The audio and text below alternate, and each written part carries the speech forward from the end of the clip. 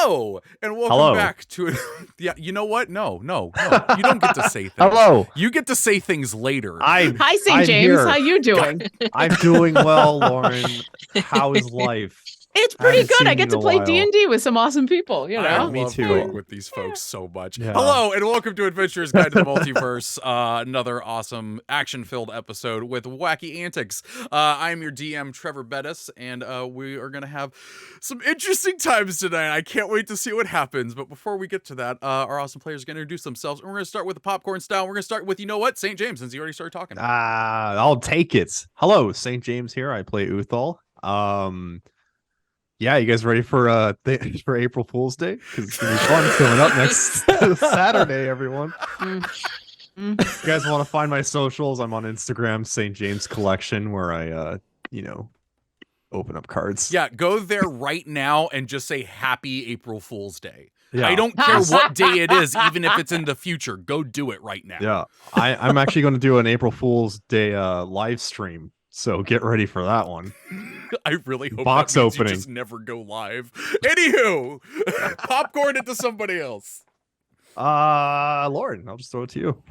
Sure. Hi, I'm Lauren Urban. I'm the content manager over at Idle Champions of the Forgotten Realms. You can find me on the socials as Oba Lauren. You can find me here tonight playing Orkira Eldrex, who is really hurt. Did we actually rest? I forgot. I don't remember. So. But I'm looking at her character sheet. I'm like, ow. Don't and I will worry. Well, okay, good. Okay, I'm moderately worried, but also excited, and I'll popcorn it over to Yang Yang. Hello, my name is Yang Yang Wang, and I'm a regular here on this channel. So I was definitely not ready for that popcorn. Dramatic pause. A regular? Where? A regular. So besides that, I'm going to tell you about, we have a dice giveaway going on today. We're going to give away another set of dice of your choice from phoenixdice.com. So type in !ticket into the chat, and anybody in the world may enter. If your name is Rhonda, you get extra luck. And if you win, you get to go over to phoenixdice.com and choose one set of dice from any of the selection there, and they will ship them to you anywhere you live in the world. So good luck. And tell them Orkira said hi, which will really confuse them, but tell them anyway. Do it. Yeah, Uthal too. No, for Uthal, it's Uthal sends his regards, just to concern them. Uthal sends his regards. We're taking this April Fool's thing very seriously. I'm so excited for April Fool's Day coming this Saturday. Oh, same. Okay, Popcorning it over to you, Rhiannon. I'm the one who's left. I'm Rhiannon Held. I write urban fantasy as Rhiannon Held and space opera as RZ Held. And speaking of that space opera, since we are speaking into the future, on April 1st to 3rd, I am part of the Narrative sale. The first 4 novellas in my space opera series. The ebook will be $1, or in fact 99 cents instead of $7.99. So it is a great deal among many, many, many great deals of science fiction and fantasy in that sale. And I don't have any links to say right now, but I will put them in the chat because I will have them by then, because it will be the future. Yay, and it will be Rhiannon. Up soon. Yay! We all love future Rhiannon. All hail future Rhiannon. Thank you, future Rhiannon. Elicia, who is a dragon bloodline sorcerer, who is totally different than her mother Artemisia that some of you may know. And because, her wolf is a different color. There you go. Her wolf is What actually color? a corgi. What color? Oh, corgi wolf. A corgi-sized wolf. Great. I want a corgi-sized wolf. Or I'm a sorry. wolf-sized That would be corgi. adorable. But like, Think of the pudgy legs. Well, Whoa. Erin's character on Dungeon Scrawlers is actually a koi wolf. Oh. Is her like wolf form, Oh, because she's yeah. got some coyote going on there. So oh, that is cool. With introductions out of the way, what do y'all think about playing some D&D? Heck Hey. yeah! Okay. I would like to play some D&D, please. If Roll for initiative. to catch folks up out there in the chat and for maybe players themselves, recently, the three folks who were traveling through the multiverse with a mind flayer named Wit and a cat named Anastasia Romanoff ended up becoming new friends with someone named Pilkins on a plane or a universe where dragons just were boring. And that universe was scheduled to be destroyed, and it was not really scheduled. It was just going to be. There wasn't really scheduling involved. No planners happened. But they rescued him before that universe was destroyed, and now they've been flung into some multiverse adventures trying to find out why these universes are being destroyed. And their last stop off was in Sigil, which is always a fun place full of happiness and nothing bad ever. And during that, Uthal recognized someone dressed in garb similar to the Null, these people who had attacked the hotel at the edge of the multiverse previously that he had been there to help out for. They followed them back. Pilkins totally didn't kill anyone. They're Don't know what just you're talking sleeping. They're on top of a roof right now. They're someone else's problem. But they found where the Null were hiding. They ended up talking to one of them and maybe accidentally sending him into the raw multiverse energy, but it's okay. He's fine. He just looks like a checkered board of colors now. But he gave them a key that allowed them to skip all of the other stuff that was going to happen because I found what they were doing far more entertaining. And they went straight to a mountaintop in another universe where a lich with a very interesting name was trying to use a fount of multiversal energy to essentially crash Sigil into another universe, destroying it forever. But they defeated the Lich, his floating head, and his walking around body, and managed to stop him from doing so. And last that happened was Mrs. Fox, a person that they are traveling around with a house that can go across the multiverse, but also just squeeze into any space it seems to be able to need to go into. Said that she had spoken to the Lady of Pain and essentially gotten all of you off the hook for the time being. Because it was kind of assumed maybe you were the ones that were destroying universes. But that the next place you should go is a location that I'm going to read because I can't remember my own names. The Library of Markathana? Yeah, that's Wow. Hey. How did you do that? I did that by notes, where I'd also like to remind everybody that Uthal at the moment has a crystal bottle of incredibly expensive liquor that when you drink it, you scream because you see the entire universe. I've not forgotten about this bottle. It will be referenced. I will be drinking it even if Orkira doesn't want to. Thank you. What about Millie's mild malt? Yes, Millie's Mild Yeah, Malt. we have some of that too. That too. Yep. That's less We're- interesting. We're still going to that party, right? Though, like we're still doing the party thing. Yeah, I think we've got some other things to take care of first, though. Yes, and in fact, that thing to take care of is the Eternal Library on Markathana, and and Mrs. Fox said that there, you should be able to find a prophecy, the prophecy that is essentially the original first prophecy that talked about the end of the multiverse, and that perhaps that can give you a clue as to what is going on. So we are going to pick up as Mrs. Fox's house is traveling through whatever multi-dimensional portal that house uses to travel. If you look out the windows, there's just colors and energy going by. And actually, I will ask, while it's traveling, we'll say, you got like a little bit of time. Is anyone doing anything as you all are traveling? Mrs. Fox, do you have any more of those cookies? Ow. Yes. Hang on one moment. Okay, check the oven again. Okay. And Orkira is going to wander on over to the oven and hopefully get there before Uthal. And if not, that's okay. Open the oven and what's in there? There is a plate with a single cookie on it for you. Ooh. There you go. I'm going to take it. I'm going to go, thank you. And you regain half your hit points. Yay. All right, I still have my cookie, so I'm just going to pull it out of my pocket, not even like wrapped up in a plastic Yeah, baggie. no, Just, lid like, covered. Just lints on it, like, yeah. all right, I had this, and start eating it, like, I imagine it's just the Homer Simpson. This one bite just. And then Orkira is in the kitchen washing the dish. I'm like brushing crumbs off of my shirt. Like, okay. Mrs. Fox from a distance just watching the crumbs fall on the floor. There's like an echoing sigh beside her. And then she says, "You know what I mean." With those, I like, mean- Mrs. Fox, you got any milk over there? These are It's stuck in my these throat. are high quality crumbs. I think the wolf is gonna get those, just so you don't have to worry about them. Maybe a little wolf You spit. get but- 1 HP Oh. per crumb. Oh. I mean, like good berries, except good cookies. Yeah. Does anybody else need a cookie or some healing? I was feeling a little faint and I didn't want to fall on someone when I healed them. Everybody else okay? That was a lich. It was a lich. And you all did an amazing job of fighting that. I do think that we'll probably have some time to rest and recruit before anything else major happens. Well, good. Okay. Good. Okay. I feel fine physically, but I could certainly take a moment. I would like to take a nap. Well, we can arrange for that sort of thing, but hold on just one, and then the house kind of shudders for a moment, and the windows outside are now letting in daylight. She goes, "We're here." Oh, Hmm.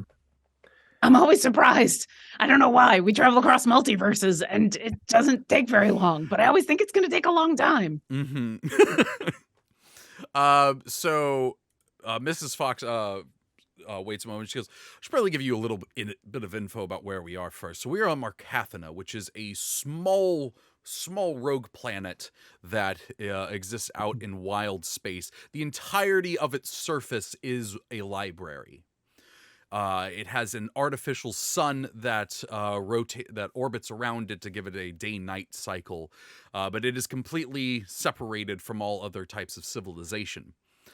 It's well, it's a little bit different now. It used to be run by a religious organization that held all knowledge and whatnot higher than anything else. They were known as the followers of Nerdostra, but people kept making fun of them because their name sounds like nerd.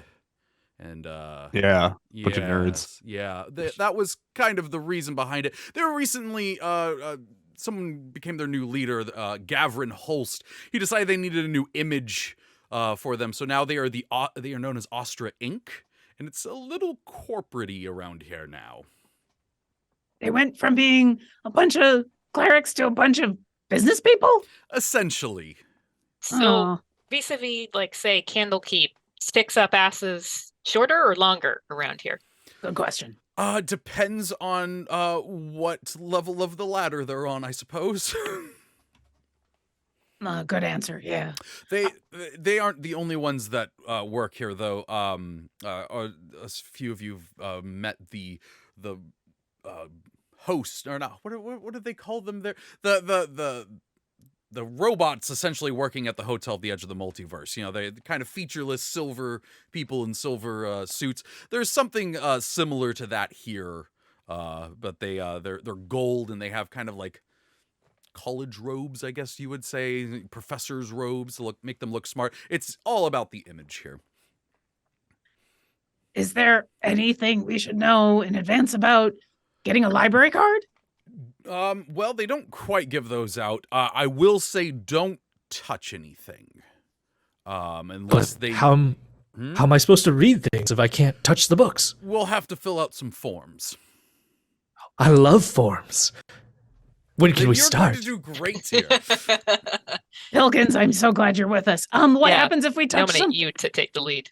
Yeah, we're gonna follow Pilkins on this. But just for clarity, what happens if we touch something? Oh, you know, I'd like to know that they too. might call security or something like that, and then the robots will show up that are not nearly as nice as the ones in the professor's robes. Okay, so we're gonna get attacked if it happens. All right. Oh, okay. we're definitely getting attacked. Oh, Well, I that mean, does we just remind don't- me. And she looks at Uthal. You can't bring your weapons in. Oh, what? But I've bonded with this one. I hold up my sword. It's whispering, kill, kill, and there's smoke coming out of it. Yes, He's my best friend. I've been meaning to talk to you about that. That sword is extremely concerning, but we have more pressing issues. But first I should probably get in touch with someone. Let me see what I can do. And she turns around, opens the door, and standing there with its fist up ready to knock is one of those robots she was talking about. It is a person made completely out of gold metal with a smooth, featureless face. And they are wearing essentially, like what you'd expect to see in like in the 1800s of a college professor wearing these prestigious robes. But notably, at the bottom where the robes end, there are no feet. It's just kind of hovering there. Oh, that's creepy. That's cool. Yeah. I mean, both. And the librarian actually says something that I wrote down. It says, "Greetings, and welcome to the 23rd sector of the Eternal Library, an ongoing project to find the knowledge of the universe, funded by the Astra Inc. How may I assist you today?" And Mrs. Fox says, "Yes, I need to talk to someone about getting access to the prophecy section." And the librarian says, "Oh, of course, I can escort you now. Would the others be coming with you?" And that's when Mrs. Fox turns around and says, "For right now, why don't you all stay here, recoup? I will get any information that I can. It might take a bit. Their paperwork is notorious. And I know that makes you excited, Pilkins, but just stay here for now. I will let you know when everything is good." Excellent. I can't wait. Okay, with that, You can't wait for the rest of the paperwork. The paperwork. Oh, okay. All right. you, Have I mentioned how glad I'm here? I am you're here, Pilkins. who knew the multiverse was made for Pilkins? Yes. But you can see past this librarian, and the house seems to be situated in kind of like a courtyard like area. There's actually hedges running this way and that, making small paths, and in the center behind the librarian there's actually a very ornate fountain. You can see past that there is a large square building with kind of uniform windows going along it, which you assume is part of the library. Mrs. Fox turns to go out and then turns around and goes, also, looks at Uthal, "Do not go outside. Stay here." Yes, I'm looking at you. Why? Because I'm trying to get them to like us. And you do things that people don't like. I just want to peruse the area. There's nothing wrong with that. Just What if I promise a cookie an hour? cookie every 30. Deal. Okay. And I'll sit down in the chair. I'll wait. They spawning in the oven every 30? No, actually, each of you, there's a room upstairs that will accommodate you. It will be the only door that opens for you, and you can rest there, and that is where you will find your cookies. I love these kind of places. Just Thank like you, home. Thank you, Mrs. Fox. No problem. Thanks, Mrs. Fox. Also, make sure Miss Wit doesn't you. live either, or doesn't leave either. That would, Doesn't live. yeah, doesn't. All live. right. Yeah. I was very concerned for a moment. Oh, jeez. One mind flare out before I could do two. Oh God, that's so true. For the cookies. Okay, with that, Mrs. Fox will take her leave. What do you all do? Go find my room, obviously. I'm gonna take a moment and go find Wit because now I'm concerned. Okay, so we'll start with Arcana. So yeah, you find Wit. There is a back section of this house that we haven't seen yet. There's doors on the opposite end of the living room from where the front door is, and going through there is essentially like a dining room, a nice little like eating nook, and there is a table set out, and Wit is sitting at it with Anastasia laying on the table next to him, and he's just eating some porridge, but he's picking up and just putting it underneath the tentacles. I mean, when you've got tentacles, you're gonna slurp everything, right? Yep. Yeah. Hey, Wit, have you been filled in on what's going on? Oh yes, we're at the Eternal Library, gonna read some things, which is always the most exciting parts of adventures, is reading things. I'm so glad that you're sarcastic about this because then when I say we're not supposed to leave, right now, you'll be happier about that? Yeah, I know. Okay, all right. I just figured I'd let everybody know because apparently touching things means death. Yeah, that's kind of how it is. But most places on the multiverse that aren't just the normal plane of existence. Yeah, but at least we were warned ahead of time, so I appreciate that. True. I would be sad if I lost this body. I would be breaking a promise there, so that would suck. Yep. You promised someone you would be a mind flayer? Ooh. No. So, I move bodies. I don't physically move them. I can body hop. Normally I'm an amorphous energy blob. It's kind of weird. But the ability of pain made it so that I can't just do that willy-nilly. Once I'm in a body, I'm in it until it dies, which kind of brings up some moral quandaries that I don't like to think about late at night. But this one I accidentally hopped into through a magical accident. But the thing was, I actually ended up talking to the person whose body it was, and they said that you should use it because you seem to have a greater purpose. So I promised him to take care of it, and I have so far, minus accidentally getting Ceramorphosist. So Yeah, you know. Okay, that brings up a bunch of questions I'm not going to ask. So when you jump into a body, what happens to the person who was in the body? From what I can figure out, it's just that they kind of go to... This is going to sound worse than it is. They just kind of go to sleep. Just kind of dreaming. Oh, so they're still in there. Yes, most of the time, yeah. That's horrifying. Yeah, Until no, they die? I'm kind of an eldritch nightmare, but I've tried to get cooler about things, so... It was much easier when I could just hop in and out and just go around and do whatever, but then Lady Pain had to be like, ha, no! Screw you. We should, after we save everything, we should try to get you a permanent body that doesn't already have a consciousness in it. Well, this one doesn't anymore. This body, it was a whole thing with the underworld and everything. He's fine. He's happy. Made a whole handshake about it. Orkira makes a point of not insight checking this because she wants to believe it. She's also been just scratching Anastasia. I will tell you this because of Orkira's ridiculously high just perception in general. He is being completely honest with you right now. Okay, that's good. That's good. She's going to give Anastasia a little scritch and say, we're going to go and relax for a little bit because, ow, so I just want to let you know. Sounds good. I will meander. Just don't meander outside. I will meander. Yeah, in the house. Don't. Yeah, not out. I mean, Mrs. Fox had to promise Uthal cookies every 30 minutes, so yeah. You pretty could have probably gotten that lower. But okay. And I will wander. So, Rhiannon, when you go upstairs, there is that one door that I've mentioned that has that large ornate lock on it. You probably don't try that one. But you go around, you start trying different doors and they're locked, and then suddenly one of them click and opens up. And inside, I would like for you to describe your character's most comfortable, relaxing place they have ever slept. Oh man. Okay. So, there's not much in the way of furniture. There's just like big floor pillows, just like everywhere.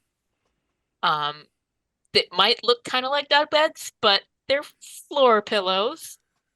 And some of them like maybe have some different colored like wolf hair on them because that makes them smell better. So she sees it and she like instantly turns into a wolf and like runs in and starts like sniffing all of them and oh, that smells like her uncle and that smells like her mom. This is great. and so then she like does the full like dog like just on the back, just and she brings in her familiar, the Tressum. Mm-hmm. And so Cameron like goes and finds the biggest floor pillow, the like floor pillow with the cat, and starts like, just making some biscuits. Mm-hmm. The bakery is open. Yep. Mm-hmm. Does everyone else go upstairs? I think Pilkins was originally going to go for a nap, but at the promise of paperwork to come, he's excitedly waiting by the door. Oh no. Yeah, just waiting, using his sentinel abilities. He's ever alert for any sign of the courier. Orkira and Uthal, what about you? Are you guys going upstairs? Yeah, I'll go up. Okay, Uthal, same thing. Except I know Uthal tried the door with the giant padlock. It does not open. Oh, yeah, I'm gonna try to lockpick It that. breaks your lockpick as it approaches. Oh. I like that one. Essentially, the Mrs. Fox version of the Jurassic Park comes up. Well, that's just rude. Yeah, it's just Wayne Knight playing Mrs. Fox. The lock suddenly looks like a can of shaving cream for some reason. You don't know why. Yeah, it's a Barbasol lock. Yeah. The little arch of it is just the little like red and blue. But eventually you do find a door that does open. What is the most comfortable and relaxing place Uthal has ever slept? So he walks through the door, and he goes in. There's just well lit, nice little bar, and behind the bar is a ghost serving beer. He pours a beer down and puts it on the bar, and Uthal's just like, Phil, nice to see you. And he goes walking up, grabs a drink, and just chugs it, and then pulls a pillow from under the bar and puts it on top of the bar, jumps up on the bar, kicks off some mugs off of the bar itself, and then just lays down like, there we are, and just starts drinking another drink. He takes off his hat and frisbee throws it onto the head of a taxidermied mind flayer by the door. Perfectly landed on the head. Well done. Like, this is the life. Orkira, after you hear a few mugs crashing from behind a door, you eventually also find a door that unlocks for you. I would say, as I'm coming out from where I've encountered Wit, and I see Pilkins standing sentinel by the door, I'm just going to go stand next to him for a little bit and just stand there because I know he's been through a lot. So I'm going to just stand there and wait.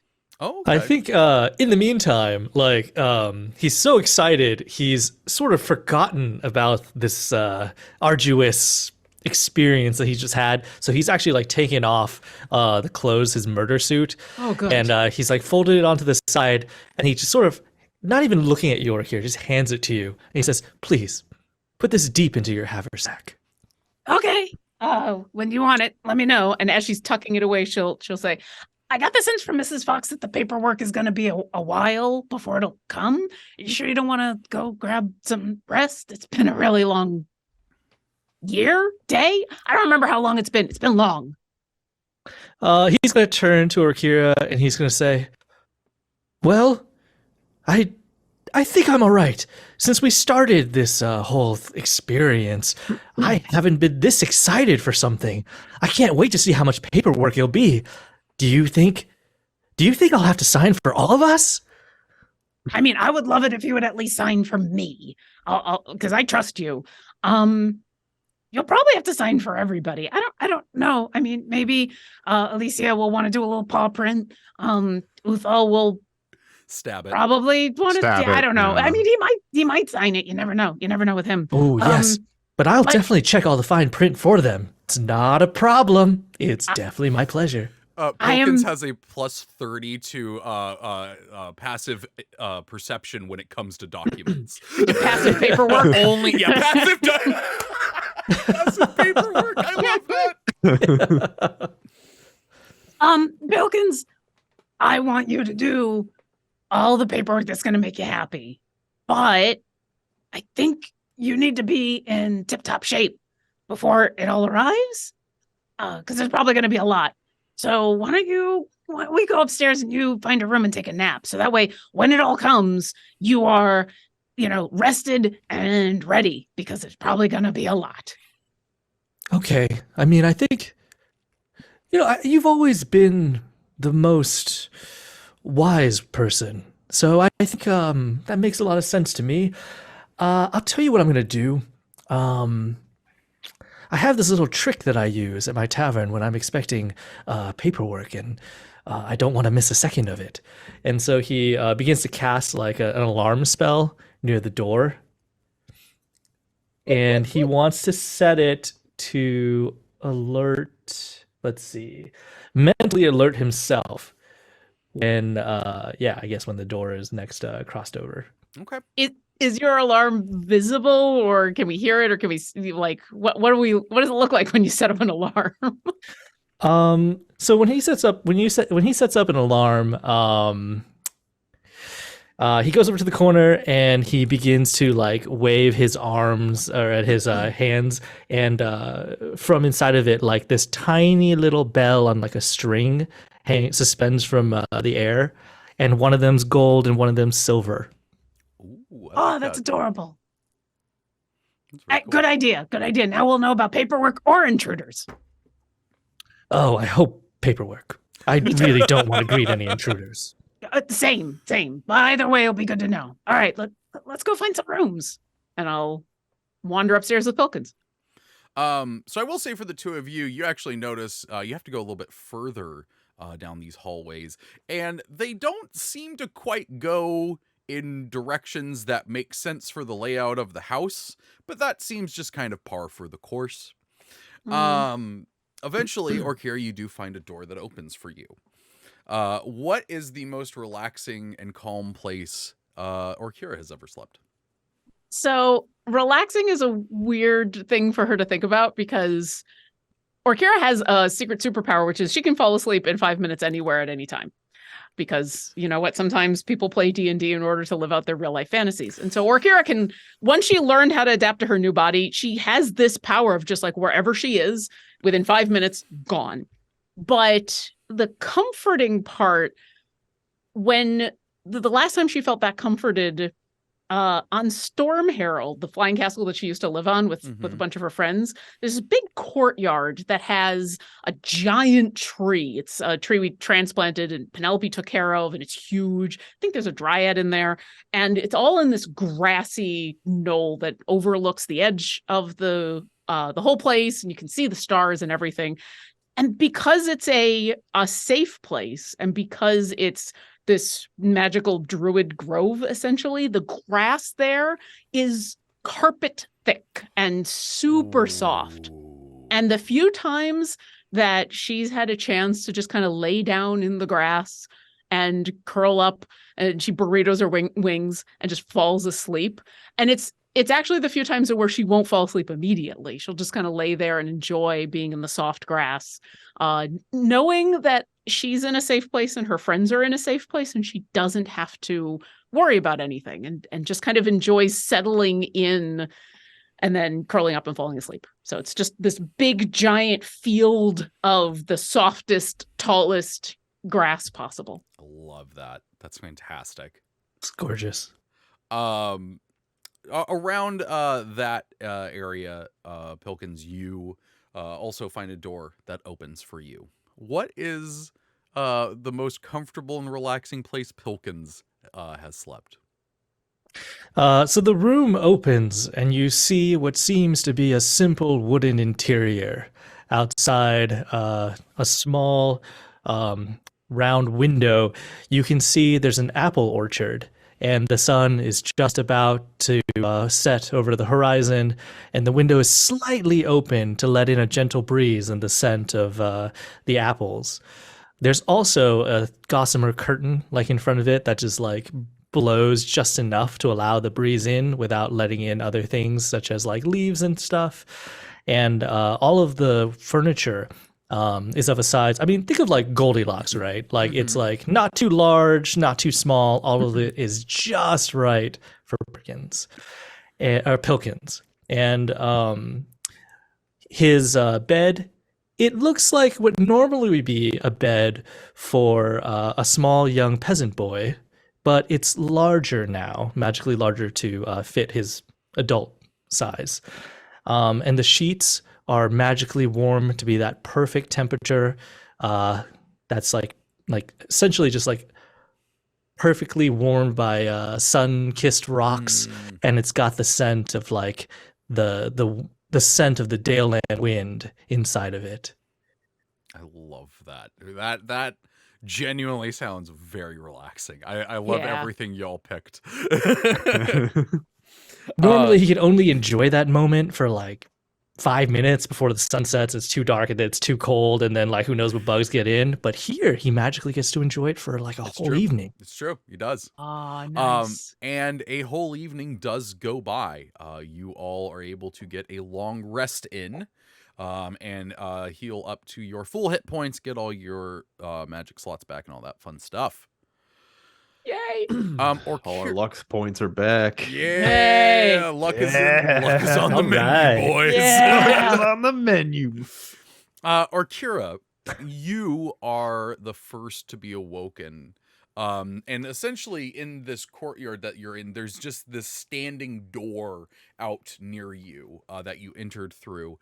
And you're woken by the soft sounds on the other side of meow, meow, Oh, is it Anastasia? and then you hear this all of a sudden startling sound of what sounds like somebody just jumping and clawing on the other side of the door, and then followed by meow. Oh, it's Anastasia. Okay, all right. I'm Little coming. paw I'm coming. Under the door coming out. She'll stand up and put on her bag and kind of brush off her clothes and go over and open the door. Hi.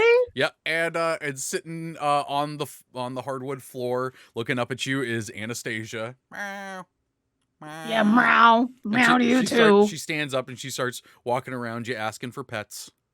I give her scritches. Oh, she I'd loves imagine that Anastasia probably tolerates Orkira a little bit more because Orkira is always like a hot water bottle. So, cats always gravitate towards Oh, the yeah. warmest spot. Like when she's not looking, Anastasia just like is pressed up against Orkira. But so yeah, she'll give her a couple scritches and say, do you need food? Where's Wit? She's kind of walking as if to be like, come on, we got to go this way.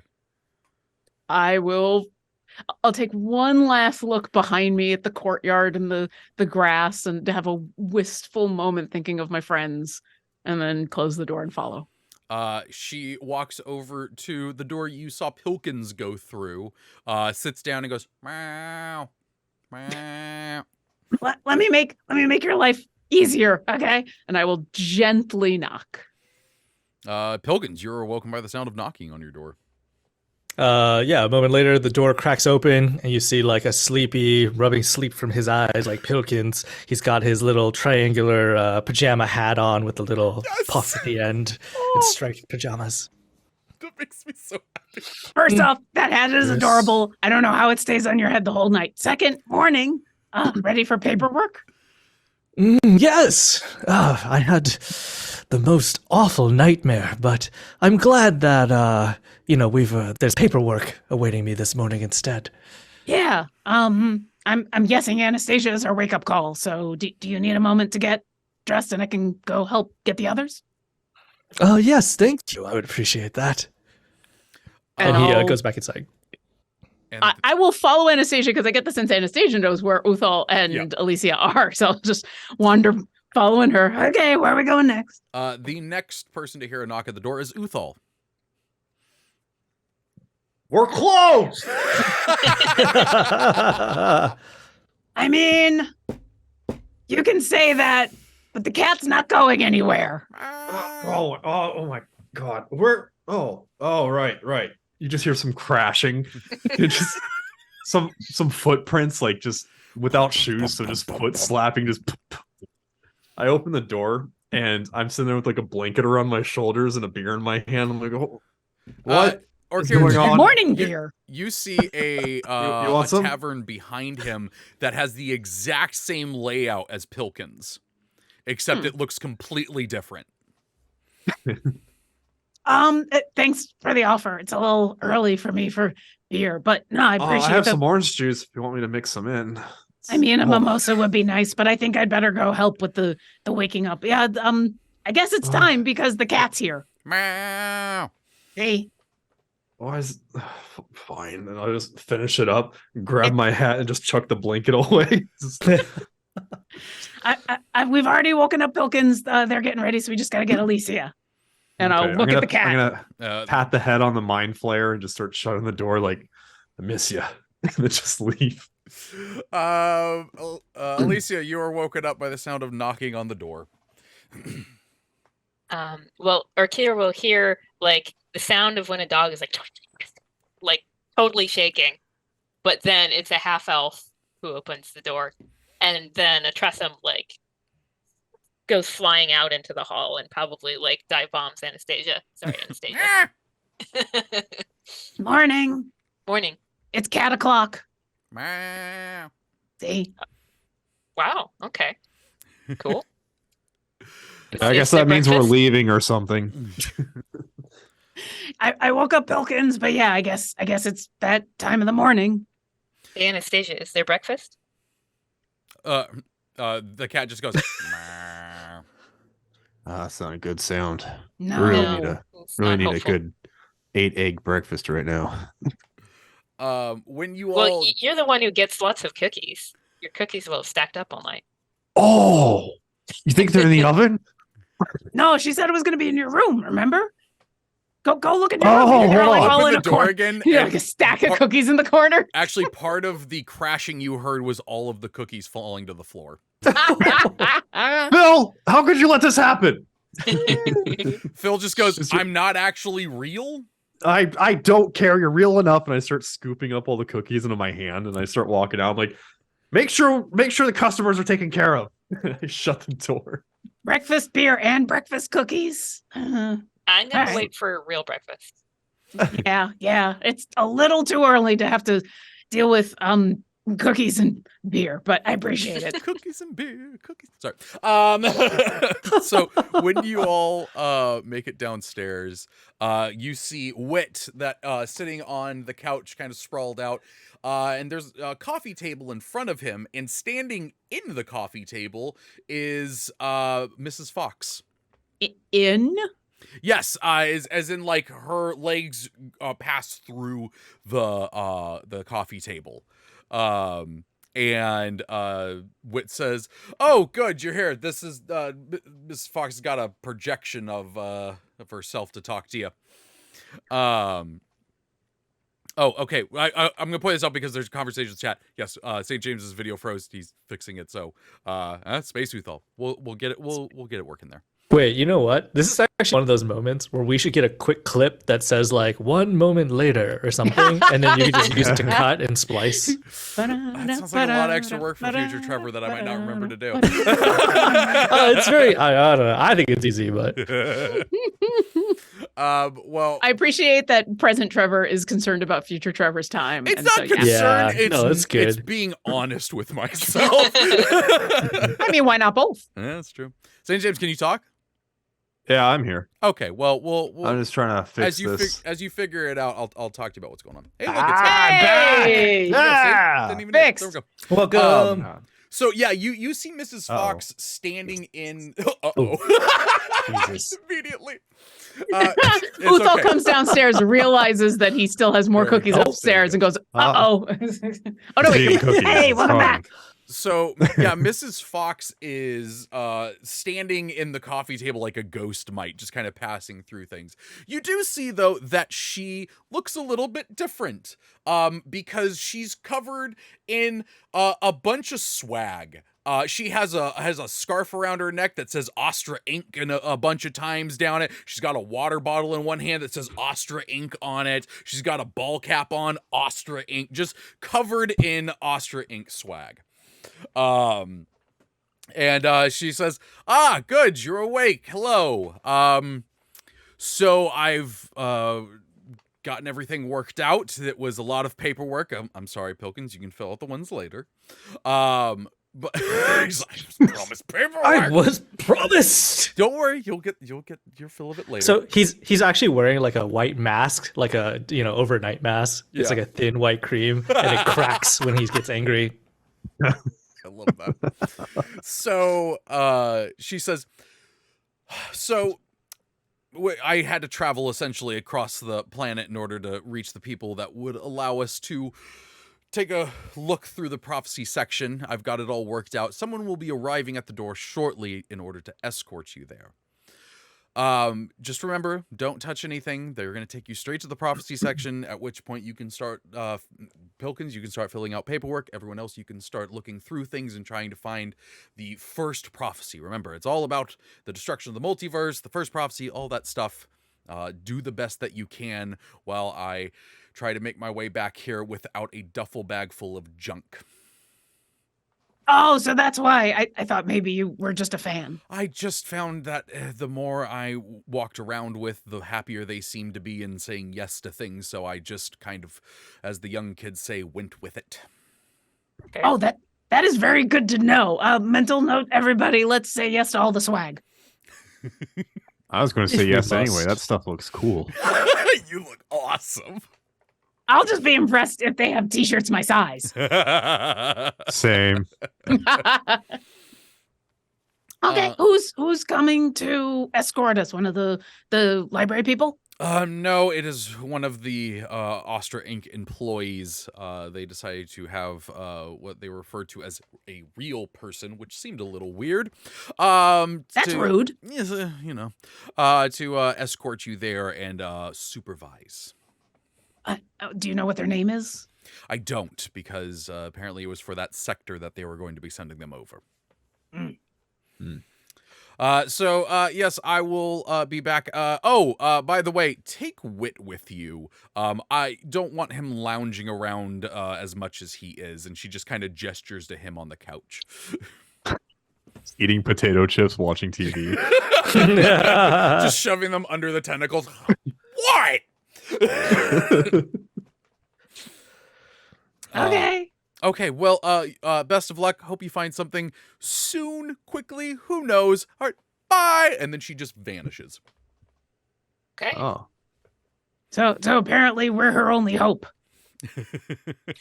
Yeah, I don't really want to go read, so I'm going to go walk around with the employees to get some sick swag. Yeah, if you could run swag interference, that'd be great. There we No. go. Yeah. All right. That's your job. I'll And Pilkins distract fills them out all. the paperwork. Yes. I- All of the I- paperwork.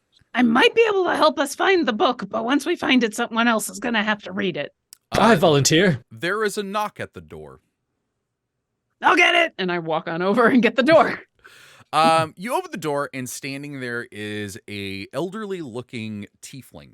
She has deep red skin with large black horns that come up and point back away from her. And she's wearing...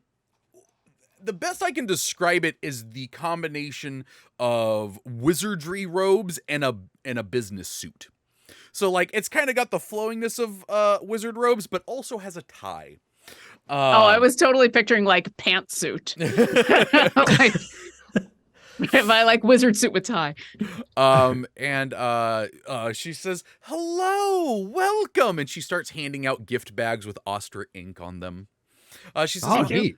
My name is Gretch Biltho." Gretch, we don't have to pay for these swag bags, do we? Oh, Are these no, complimentary? absolutely not. They're absolutely complimentary. We want you all to have as many amenities here as you need as you search through our archives of knowledge. Oh, well, thank you. And then Pilkins hands his to Uthal. Alicia's gonna look through hers. Yeah, there's like a wash towel size towel in there that says Ostra ink on it. There's like a full set of ballpoint, very boring looking pens, but they say Ostra ink on them. There's a water bottle. The bag itself is part of the swag. Just all the little things that you lose in your house. Mm-hmm. Is there a T-shirt in here? There is a T-shirt in there. Yes. Okay. I'm Did gonna you say pull my T-shirt ballpoint out. pen? Yes. Okay. Perfect. That just blew my mind.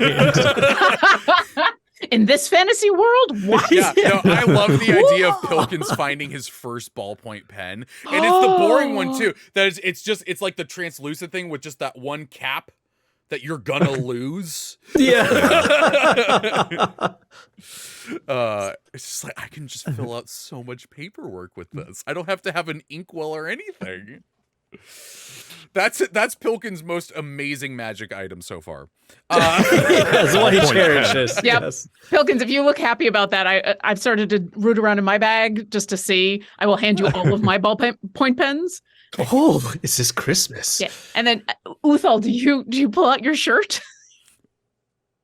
Yeah, I'm gonna pull out the shirt and realize it's too small, and so I'm just gonna tap my hat, and then my shirt turns into the shirt with the logo and Oh, everything. nice. Wearing a t-shirt There you go. that's There looking like Smooth. it's over my armor. And so I'm like, oh yeah, there we go. I actually kind of like the idea more that it just looks like your armor, but with like a video game texture of the Yes. shirt over it. So you can still why see you like keep- the folds of the leather. Yeah, like the and- bandelier's still there, but it looks like part of the shirt. You keep clipping through your own shirt every time you do too fast. This is weird.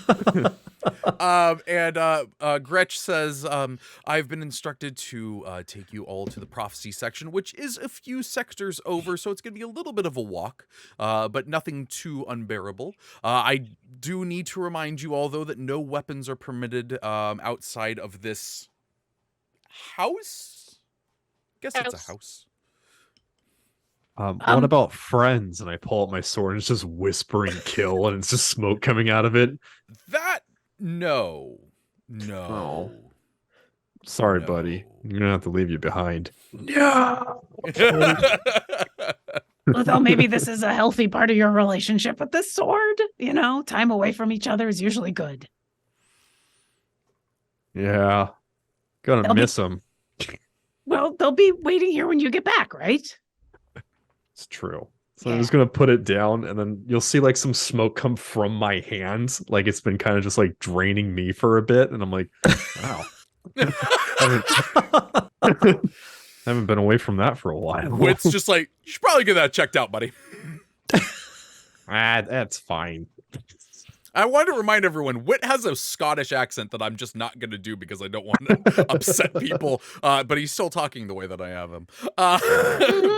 So, yeah, Gretch will say, is everyone ready to go? No weapons here. Or- Hold on. I start dropping more stuff off of my pistol. All these little knives and daggers, another rapier, and At one All point, this Wit's just other like, stuff. now he's just showing off. I pull out a bag of ball bearings. Like, yeah, this could probably be a weapon. Put it down on the ground. I mean, if it's not a weapon, why do you have it? So True. Pretty much anything I have can be a weapon, but you know, it's just Or Kira's just, as she's rooting around in her handy haversack and putting the gift bag into her bag, because she was making sure that the gift bag was not also like a bag of holding and was going to cause an explosion. So she's stuffing it down in there, and she's just going to slyly take her holy symbol book and also put it in the bag. She doesn't have any weapons. She has a holy symbol. That's fine. Yeah, they're mainly talking about like physical weapons. yeah. I'm gonna pull the pens out of my bag and give them to Pilkins. Like, you should probably hold these. Mhm. Yes. He happily leaves his staff behind, just like propped against the corner of the kitchen, Death clutching staff. it instead. Wilkins is going to be just as deadly with those pens. Yeah, just like, Yeah. I'm ready. Oh man, he's like all the teenagers in the faculty. Like he's just like, I'm ready to go. Okay, so yeah, you all set off with this tiefling woman named Gretch. What was her last name again? Bilothu. Bil- It was Bilothu. Could you spell that for us? Bilothu. Yeah, I completely missed the O. Yeah, it was. Okay. I think I pronounced it wrong. But Gretch takes you out through, like I said, this courtyard of all of these pathways that have small, like waist-high hedges, and all around you at the edges of these courtyards is square, gray, kind of nondescript buildings with uniform windows. And all I the windows love are this up towards place. the top. Yeah, and she's going to take you through one of the doors, and inside is just kind of this large warehouse-like room that has very high ceilings with tall bookshelves just rowed one after the other down it. There's probably like about 6 main aisles that go down from where you're looking, and then each of them has a row going along as well. Never seen such beauty. It is very organized and like sterile, essentially. Like there's no dust or anything in here. Seisha and Alindra would love this place. Just leave me here, guys. Just go on. Maybe they'll hire you. Right? Like you were looking for what to do after we save the multiverse. Maybe this is where you'd like to end up. Oh, I'll make sure to impress them while we're here then. Yeah. The light in this is at this time of day is mainly coming from these higher up industrial windows, but there are large lights that are kind of suspended from the ceiling that kind of have this like cone shape to it that is shining down into the columns and rows. Occasionally you do pass what seem to be like study areas that are kind of opened up and have desks and chairs and lamps of their own for people to bring books and study. And there are a few people here and there that you see. Nothing like really descript, just all sorts of folks. But you go through one of these warehouses into another, and then into another, and then make a turn into yet another. It just seems that this world is full of these massive rooms full of books and knowledge and everything. Orkira. Yeah. You're a cleric, right? Yeah. Is this heaven? Well, so there's a whole bunch of different kinds of heaven. I get the sense this is your heaven. This is not mine. Oh. Yeah, it's certainly not mine. I'm eating some floor cookies. Like a lot Floor of nerd stuff cookies. here. They're still good. Are you good. sure you're allowed to eat near the books?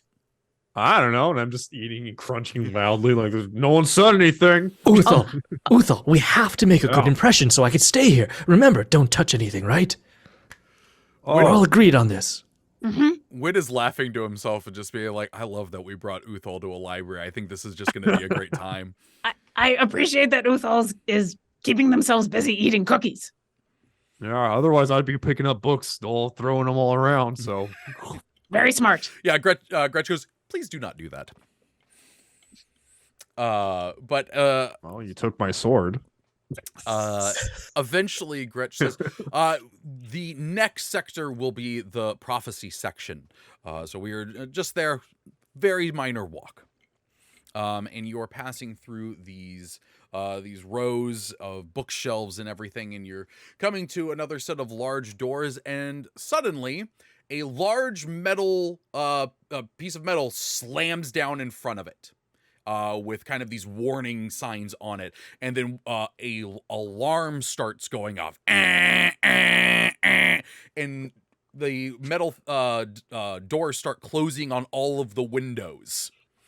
Didn't touch anything. Uthal, Just on this one building? I was eating a cookie. And then a very calm voice echoes through the library. Hello, a murder has been detected in your area. Please stay calm. A murder has been detected in your area. it wasn't us.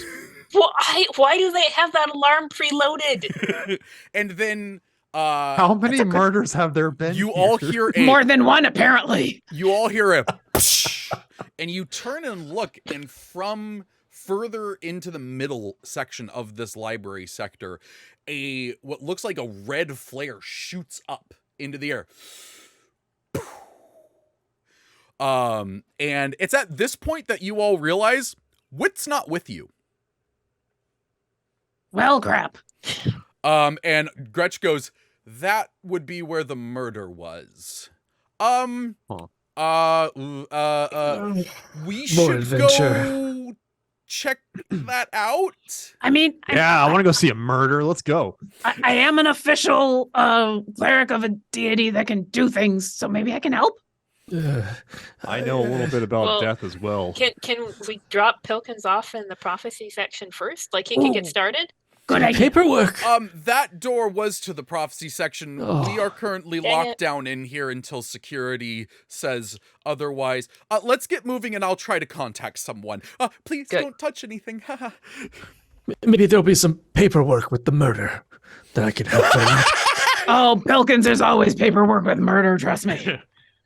Even if I can bring them back to life, there's gonna be paperwork. A small silver lining. I love the silver lighting to a murder. Maybe there will be paperwork. Oh, I love Pilkins so much. So yeah, you all kind of hurriedly go through these rows of bookshelves, and eventually you come to one of those study areas, this large open area. And as you do, kind of all at the same time, with dramatic appropriate timing, a bunch of other people come out of different areas of rows of bookshelves as well. You see, first, I will say, all of you notice Wit, who came out of one that was further back towards where you came from. Another one is a Luxodon, a large elephant man who has spectacles on and is looking very concerned. There is a dryad woman with bits of flame coming off of her branches. There is a minotaur that is dressed kind of very... kind of paladin-y, but with more cloth on him. I was imagining a minotaur in like a little business suit. What's going on here? And lastly, there is a man in robes, in black robes, pale skin, very much seems to be a vampire. And you all come out here, and everyone's kind of like, oh, hey, weird. But you all quickly notice that in the center of all of these tables and everything, there is a body. And Uthal is stoked. He was bored this entire time, and now he's like, all right! So, laying on the ground is a human man, and the top of his head is gone. And there is blood that pools out onto the marble floor from that. And when and he has this shocked expression on his face, and as you kind of walk around, you see that this corpse does not have a brain. Well, crap. Uthal's going to change his hat into a detective hat, and he's like, appears that this man is brain dead. Yeah!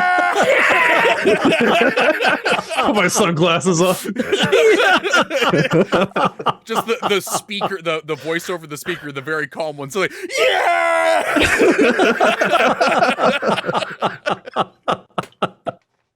No, that does not happen. Why do they have that preloaded too? I don't understand. Why is that there? Gretch goes, okay, this is concerning. Hi everyone. This is not a normal occurrence. As the Astra Inc. representative in this sector, I guess it is up to me to kind of lead things. I don't really know what to do here, and my voice is just going to keep getting higher until I figure that out. If we solve this murder, will the lockdown cease so that we could get to the research we need to do? Well, security should be here quickly. They should be able to solve things. They should have actually been here already. What? Gretch, would you like to know more information quickly? Or do you want me to take a little while and bring this guy back to life? Well, because I can do either, but one is quick and the other's going to take a while. Hey, hang on 1 second. Okay. I'm going to go over here, and I'm going to talk to someone on this little sending stone, and I'll find out what they want us to do. I will be right back. And she's going to run around the corner. And Orkira can't help herself. She's already walked over to the body, and she's just plunked herself down near where the head is, and she's just shaking her head, kind of more annoyed and sad. It's like, I couldn't have just revivified. No, we had to do something real. All right, whole brain has got to be gone. This is going to take like an hour. The Luxodon says, "Oh, I don't know if getting near that body is such a good idea." Well, I got to be close enough to touch it if I want to bring them back. Or we're not supposed to touch anything, Orkira. Remember the rules.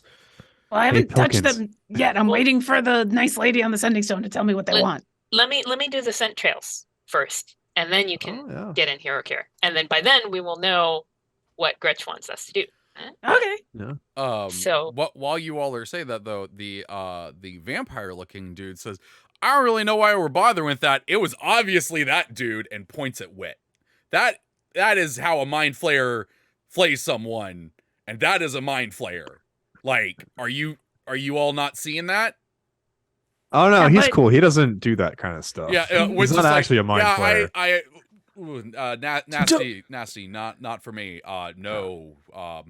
I just kind of got distracted by things and was separated from the group, and I realized how bad that sounds. Wasn't me though. No.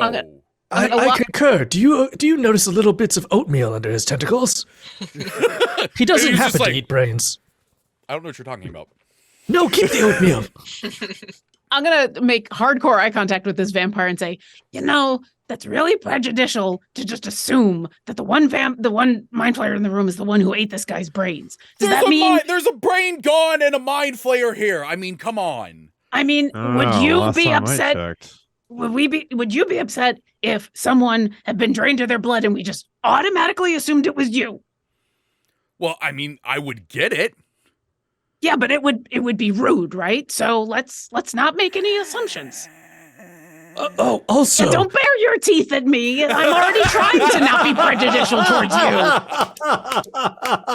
Yes, mom voice. And you can see like she's trying to hold it together and be cool, Yeah. but there's a vampire in the room.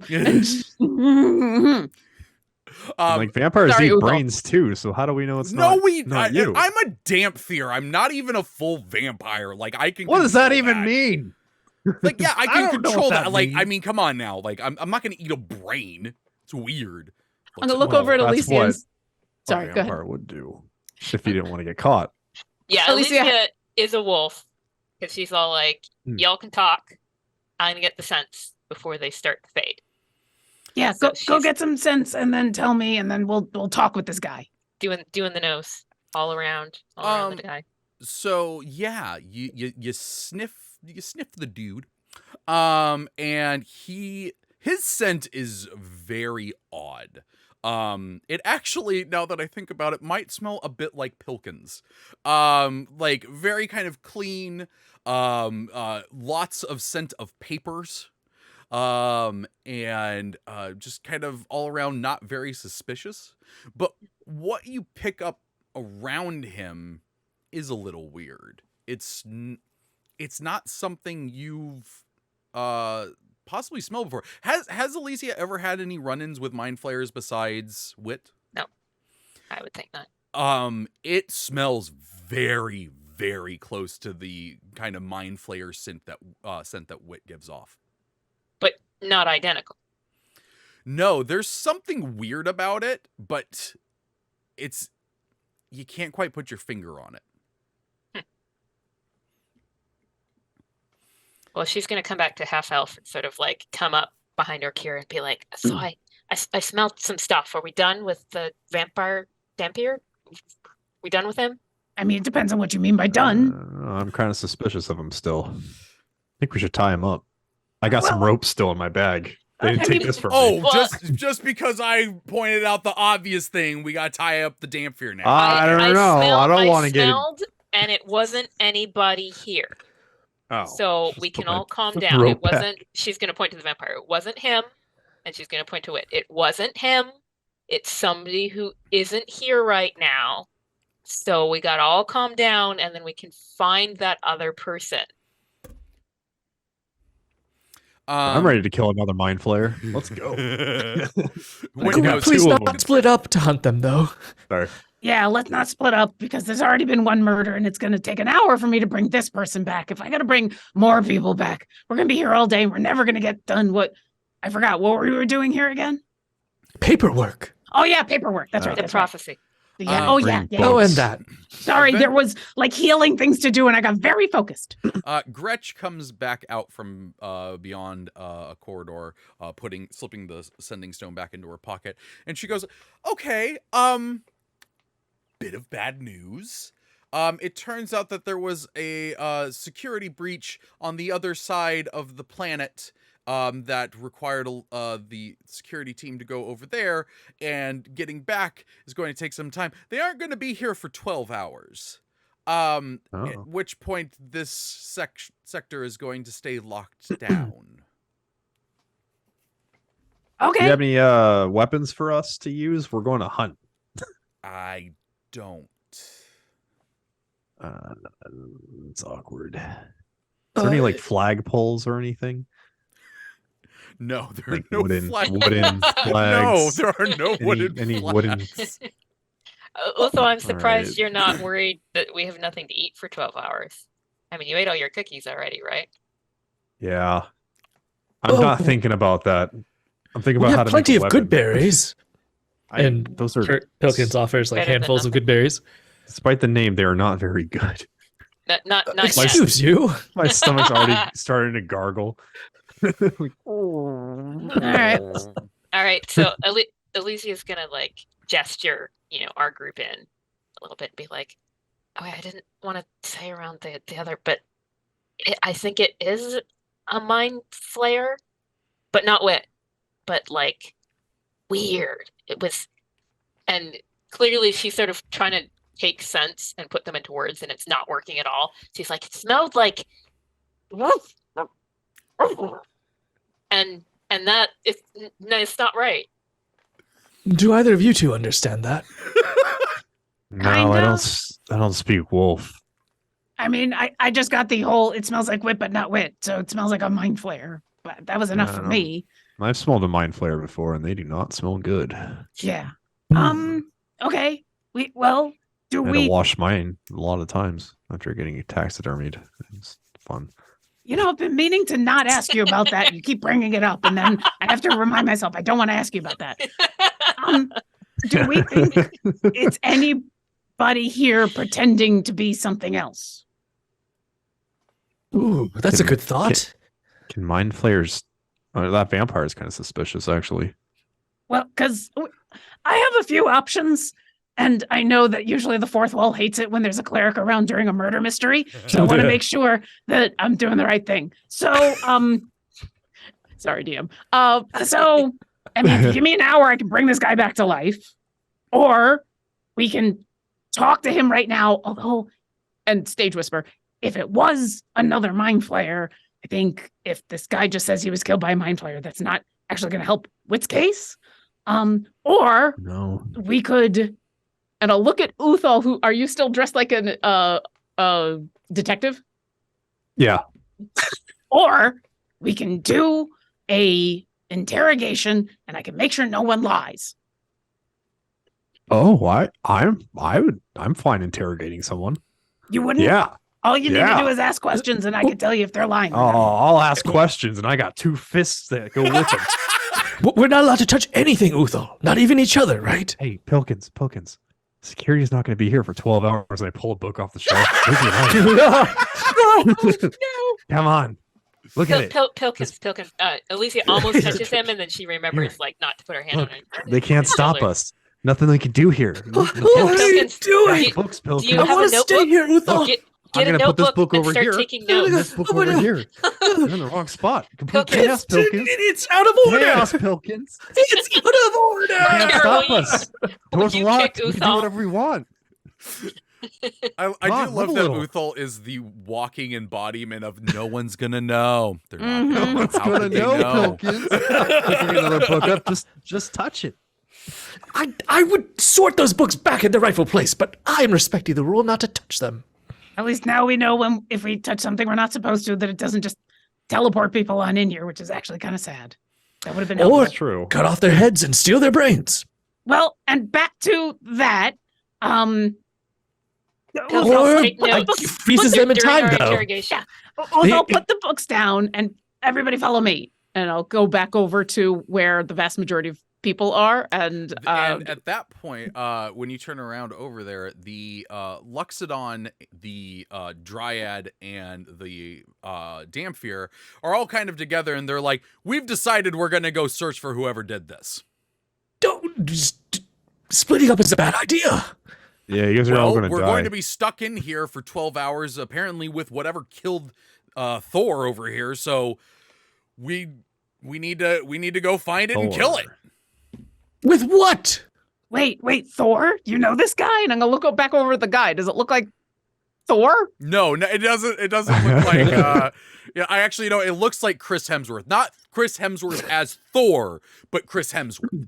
Okay. So put that down in my references are being notes. made, but this wasn't actually Thor, because They that'd say be weird. The Luxodon says, yes, we all here, except for the rest of you, know each other. We're from Ravnica. We were sent here to search for more information about different sorts of packs, and Thor over there was from the Azurius Guild.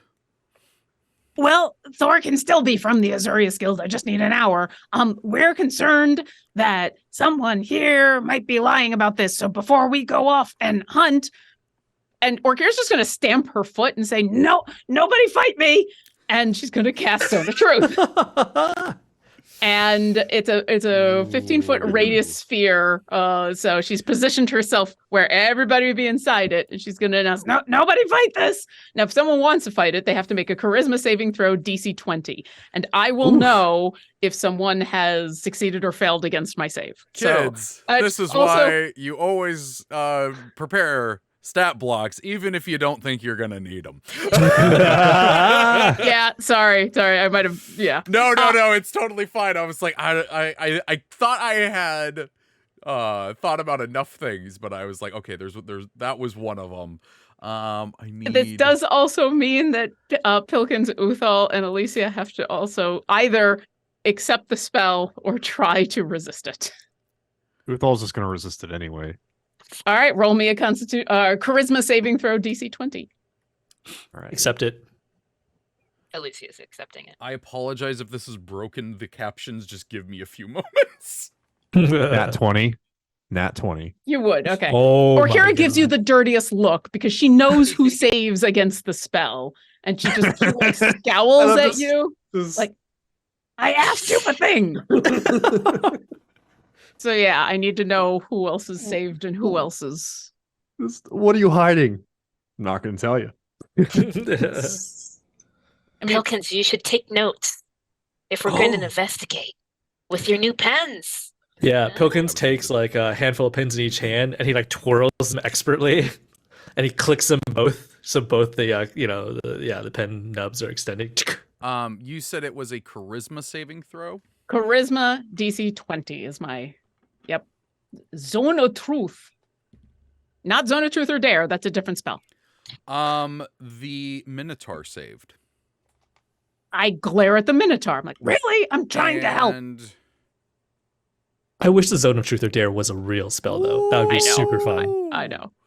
Sorry, I got a high roll. The Damp Fear also saved. And now Orkira just looks pissed. Told you, suspicious. You know, by that logic, that makes you suspicious too. We all know I'm always suspicious. That's true, but I didn't need the confirmation. All right, how about the Dryad, the Luxodon, and Wit? They all just allow that to happen. Excellent. Okay, so for those of you, so everybody's aware of what has happened. Until the spell ends, a creature that enters the spell areas for the first time on a turn or starts its turn there, you got to make the save. On a failed save, a creature can't speak a deliberate lie within the radius. You know whether each creature is successfully saved or failed. The affected creature is aware of the spell and thus can avoid answering questions to which it would normally respond with a lie. Such creatures can be evasive in their answers as long as it remains within the boundaries of truth. And they're not compelled to answer, but they're compelled to tell the truth if they answer. And so with that, Orkira will just down the line start with Wit. Did you kill the guy? No. Awesome. See? Oh, look at the Luxodon. Did you kill the guy? No. Awesome. No, look at the Dryad. Did you kill the guy? No. Awesome. And then I'll just glare at the other three. The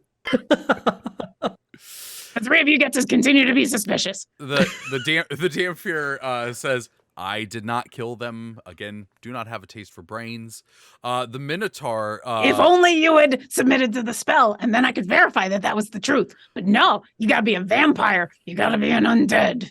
The Minotaur actually points at the symbol that is on his chest, and he says, "This symbol is for the Boros Legion.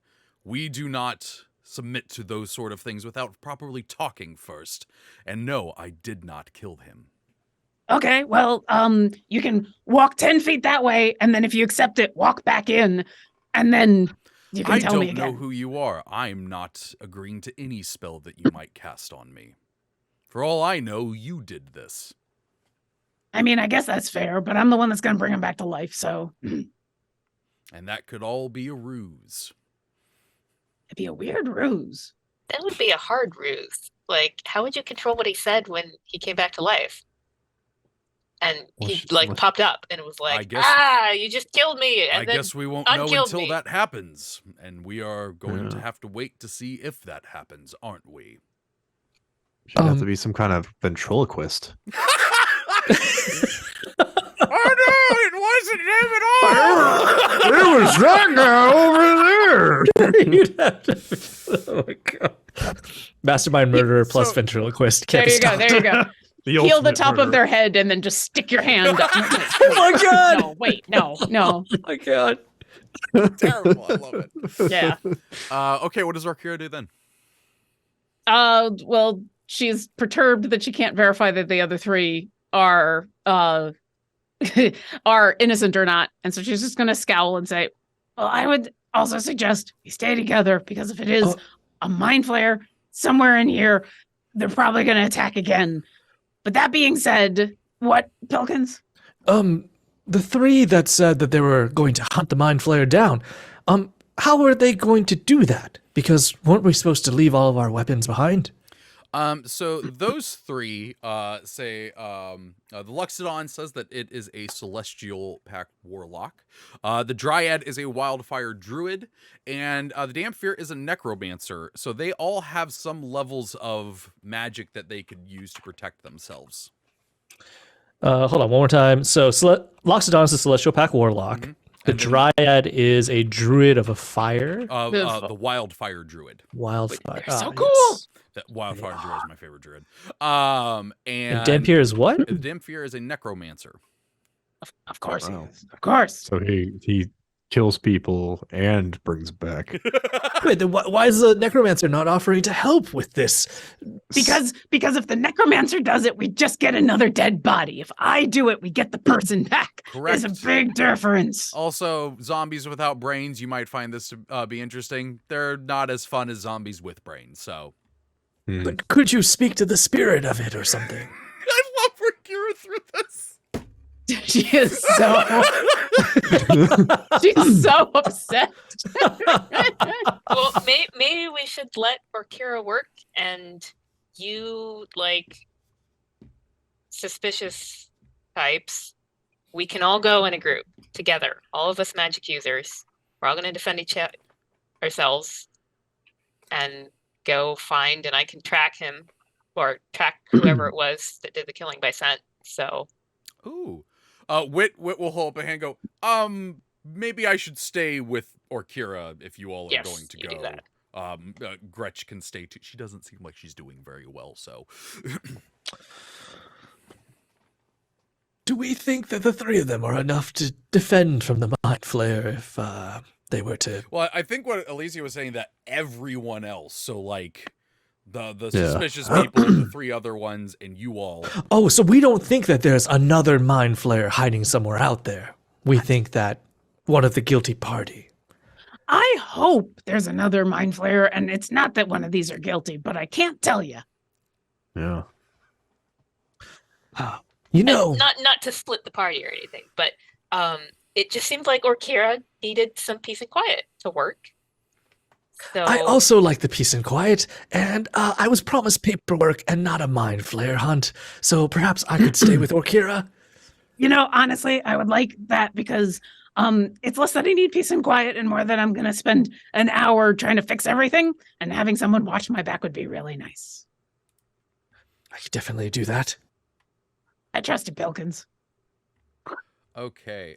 Just so I know, what spell is Orkira going to be casting on the body? She's going to use 2 because she didn't prepare the other one. So the first thing she's going to cast is Regenerate, which the is brain. pretty much instantaneous to make the head and the brain work again. So that happens pretty much right away. Okay. And then if she can spend the hour, she'll just cast where is it? Not revivify, because he's been dead for more than a moment. Revivify will not work. Oh, I'm having a moment where I can't find it, and I need to make sure that I've prepared it, but I have. I know I have, because she always does. Raise Dead. There we go. So at that point, once the body is whole, she'll cast Raise Dead, which that takes an hour. Okay. So I'll immediately use the 7th level spell slot for the regeneration, so that we've got a brain and a head. Okay. And hopefully this makes everyone a little more comfortable, since there isn't just a body with a hole. Okay, so then staying is Orkira, Pilkins, Wit, and Gretch. Everyone else is going off to try and find whoever did this. So, the search party, I'm guessing Licia is wolf form. Smelling. Yep. Smelling. So yeah, you do pick up on a scent. And are able to start following it through these bookshelves. Man, that's such a weird question to pop into my head, but I'll just go with that. So the search party is following the wolf, and you're noticing something that is a little odd. The scent kind of takes up the whole width of one of the rows. Like there, a book on the left side has a heavy scent of it, as if it bumped into it. But then a little bit further down on the right side, there's another book as if it were bumped into that has the scent heavily on it. It's like they're just kind of bouncing around the shelves and kind of being wild about their movements. And because this is marble, they're not leaving any kind of footprint or anything like that. There also is no blood stains from the body onward. I will ask Uthal, because the NPCs are my problem. What is Uthal doing during this time following the wolf? I guess I'll just be looking at whatever she's looking at. Okay. Maybe chatting with the NPCs to see if get some of my suspicions going. Okay, we'll come back to that.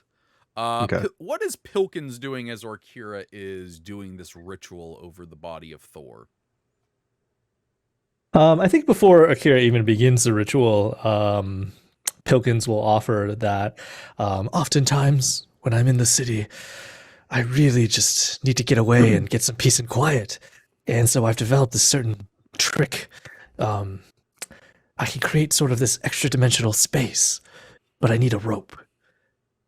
And if we have that, you could take this body and go into this space and theoretically have an hour there undisturbed, because attacks and spells can't cross through into this extra dimensional space. That sounds amazing to me. Hold on. And I'm going to look through my handy haversack. I don't know if I have a rope, because I could try. Oh, no, wait. 50 feet of hempen rope.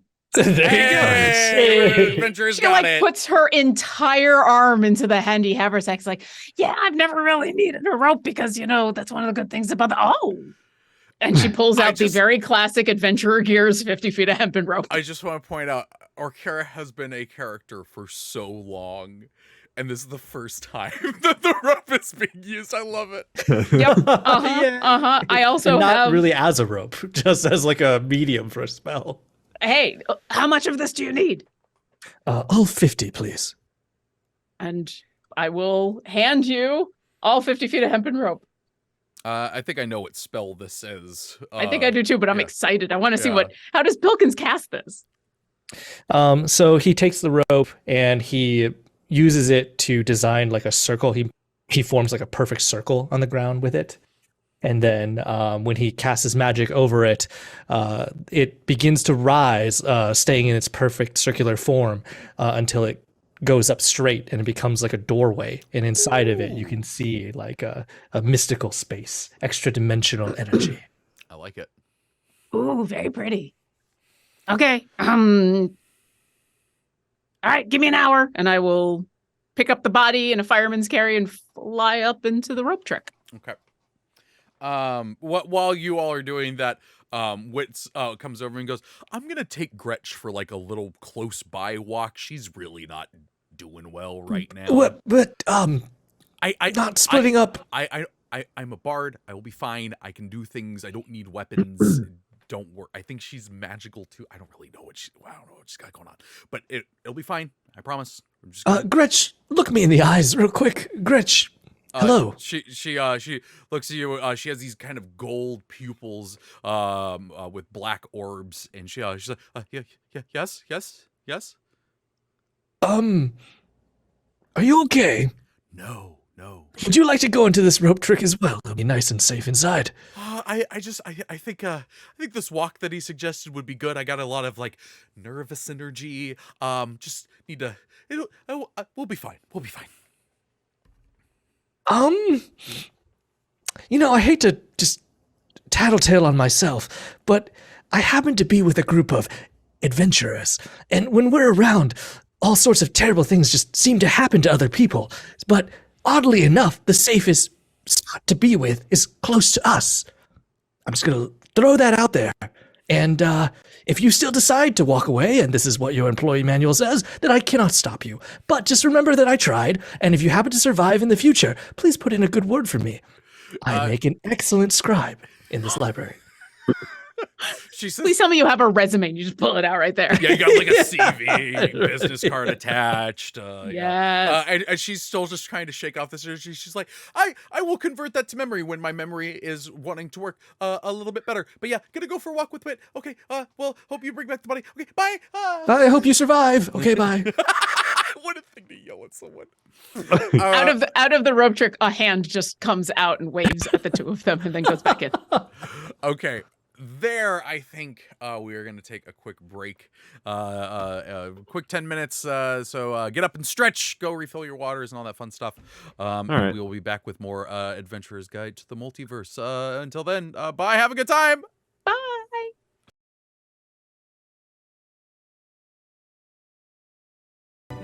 Welcome back and to apparently a lock-in murder mystery in the multiverse somewhere. So yeah, you all are a little split up for right now, not terribly much so. Oh yeah. Hello. So, yeah, quick that's right. reminder, Yeah, we're doing my bad. Hey! rewind time. Okay, so we are doing a dice giveaway from phoenixdice.com. Use the exclamation mark ticket into the chat, put that in, and it will get a free entry to win a set of dice of your choice from phoenixdice.com. Anybody in the world may enter, and if you win, I will DM you on Twitch, and all you have to provide is an email. Yeah. Back to you, Trevor. I noticed in the captions that when you did the it said just put dude. Dude. So yeah, you all are a little bit split up right now, but some of you are on the trail of this scent. The others are trying to revive Thor, and two of the others are just having a walk to get out the anxiety jitters, which I feel many of us can relate to. And then all of a sudden, all of the lights go out. Uh-oh. And there is a sound of psh, as the people that are searching, if any of you have dark vision, I think you will. You cannot see. Oh. And there are startled yelps and what's going on? Hey, and the people in the extra-dimensional space, you can see that all of the light that was coming in from the portal in have gone out, giving you a hint that something's going on. Just put this arm here and move that there. Oh, that's weird. Oh, All right. God, adventure. And the adventuring group, you hear, ah! And then, psh! And suddenly, breaking through this darkness, you can see red light as a flare is up above you all. No. Who is it this time? Well, someone's been murdered. How do the flares know so quickly? And you go a couple rows over, and at that point the lights come back on, and laying in the middle of this row is the Luxodon. Okay, good. Whew. Oh. And sticking out of his back is Uthal's sword. What? What? Wait, Orzik? Yes. Orzik! And it going, you know, Uthal, that you are seeing the soul being pulled into the sword. Awkward. Hey, buddy. I'm just gonna pull the sword out. No. Yeah, no, actually, when you go to it, everyone was like, no, what are you doing? It's not good to leave into bodies. It rusts. It takes me forever to clean these things.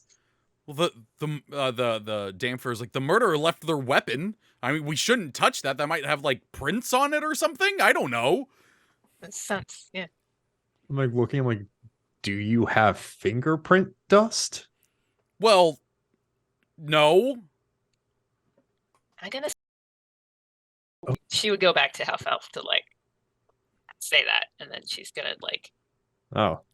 What is this? What does the sword smell like? I assume that probably she can't get like an individual like. Yeah, scent no. off The sword itself gives off a stench of pure and utter death. So she's gonna not- bare her teeth and like do that like low like canine like I'm gonna get you growl. Mm. Rough standing up. But you don't get any other scent off of it. Not even mine? No. Interesting. So then maybe it's not my sword.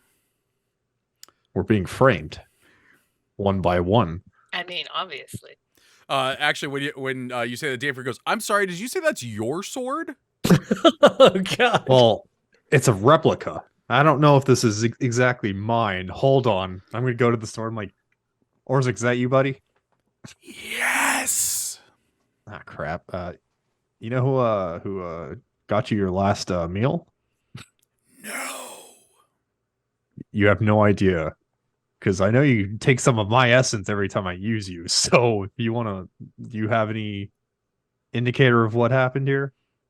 How did you get here? I'm just sitting there talking to us. So I don't know if anybody else can hear it whispering or talking to me or not. I mean, LSC is certainly listening, but I'll let the DM tell me if I'm all close that enough. I saw was darkness. Is that unusual for you? No. Okay. Do you get a feeling of who was grabbing, your hilt? It thinks for a moment and then just says, a humanoid hand. Oh, humanoid. So any of us apparently, huh? Well, that certainly dwindles down the suspicions. Any of you guys want a further look at this, or can I grab this? The Minotaur steps forward and goes, I think that we need to leave this and regroup back at the first murder scene. Apparently going out is not a good option right now because they have more abilities than we thought. And Uthal, apparently are armed with, and looks at Uthal's, some of our weapons. Can Yeah, I think we're Orkira do being this framed. twice? Or does she have to wait? So Orkira isn't there, but you would know that she can do raise dead multiple times. But she can't do them all. She can't like multitask them. She has to do them one Actually, at a time. Alicia, Also- give me an Arcana check real quick.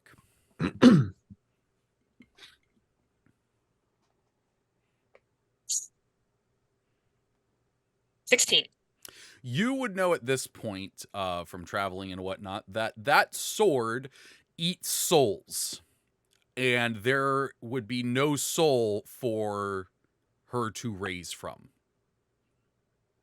But Orkira Well, doesn't know shit. that because then there would be problems. So yeah, you also know that it takes a lot out of her every time she raises someone from the dead. So I'm just gonna be like, so there's no way we're raising this guy back up. And it's Alicia's gonna look at you and be like, This- yeah, we oh. Ugh. I, You need a new contracts. What do you sword. do? You need a new sword. I've bonded with this sword. As you can see, like markings down my arm where I usually use it. Really need a new sword. So yeah, the Minotaur will say again. I think we should all go back to the first scene. Should we take the Yeah. body with us, or just leave it here? I'm probably the strongest one here, and I don't think I could properly carry him. It is a big As dude. sad as it is to say, I think we should just leave him here for the time being.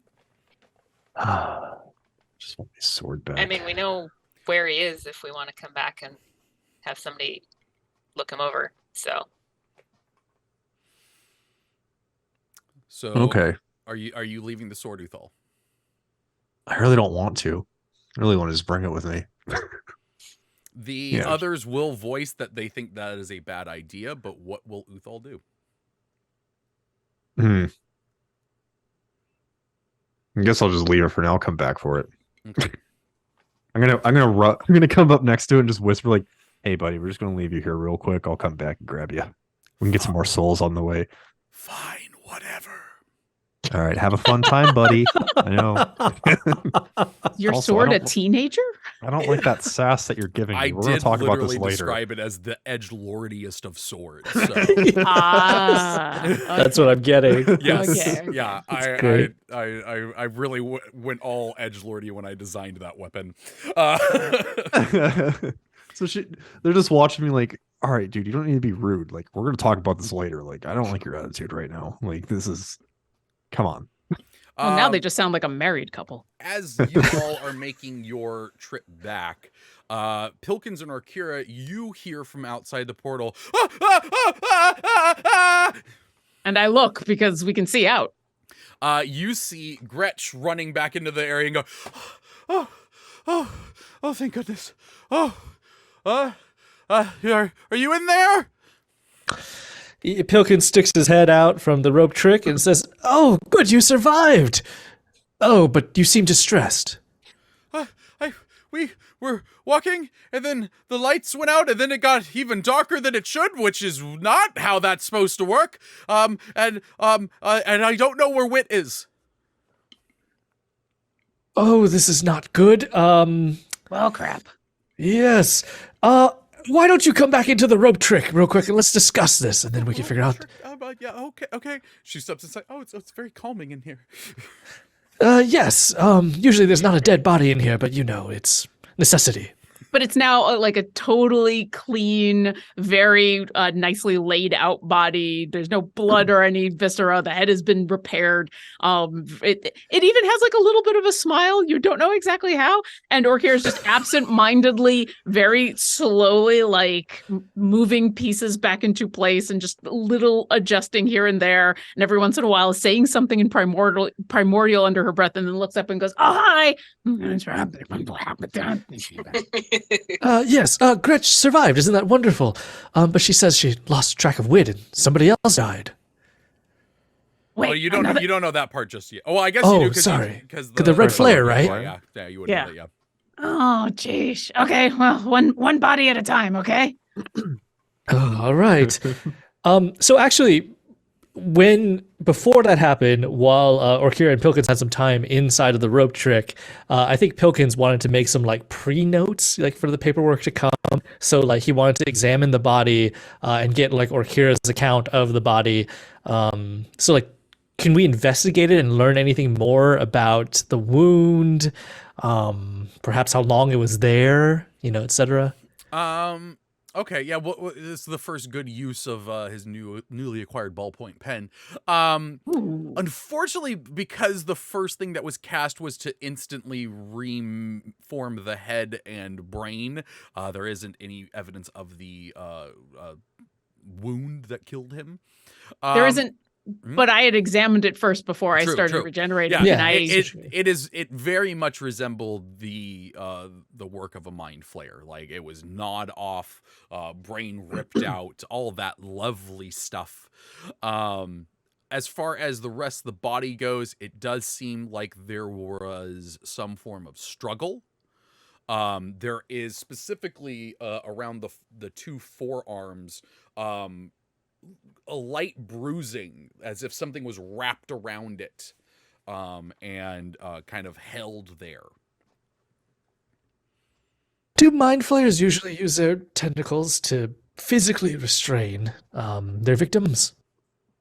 as far as I know, just the head, but they've also got arms and things. Mind flayers have it doesn't look like a hand did that.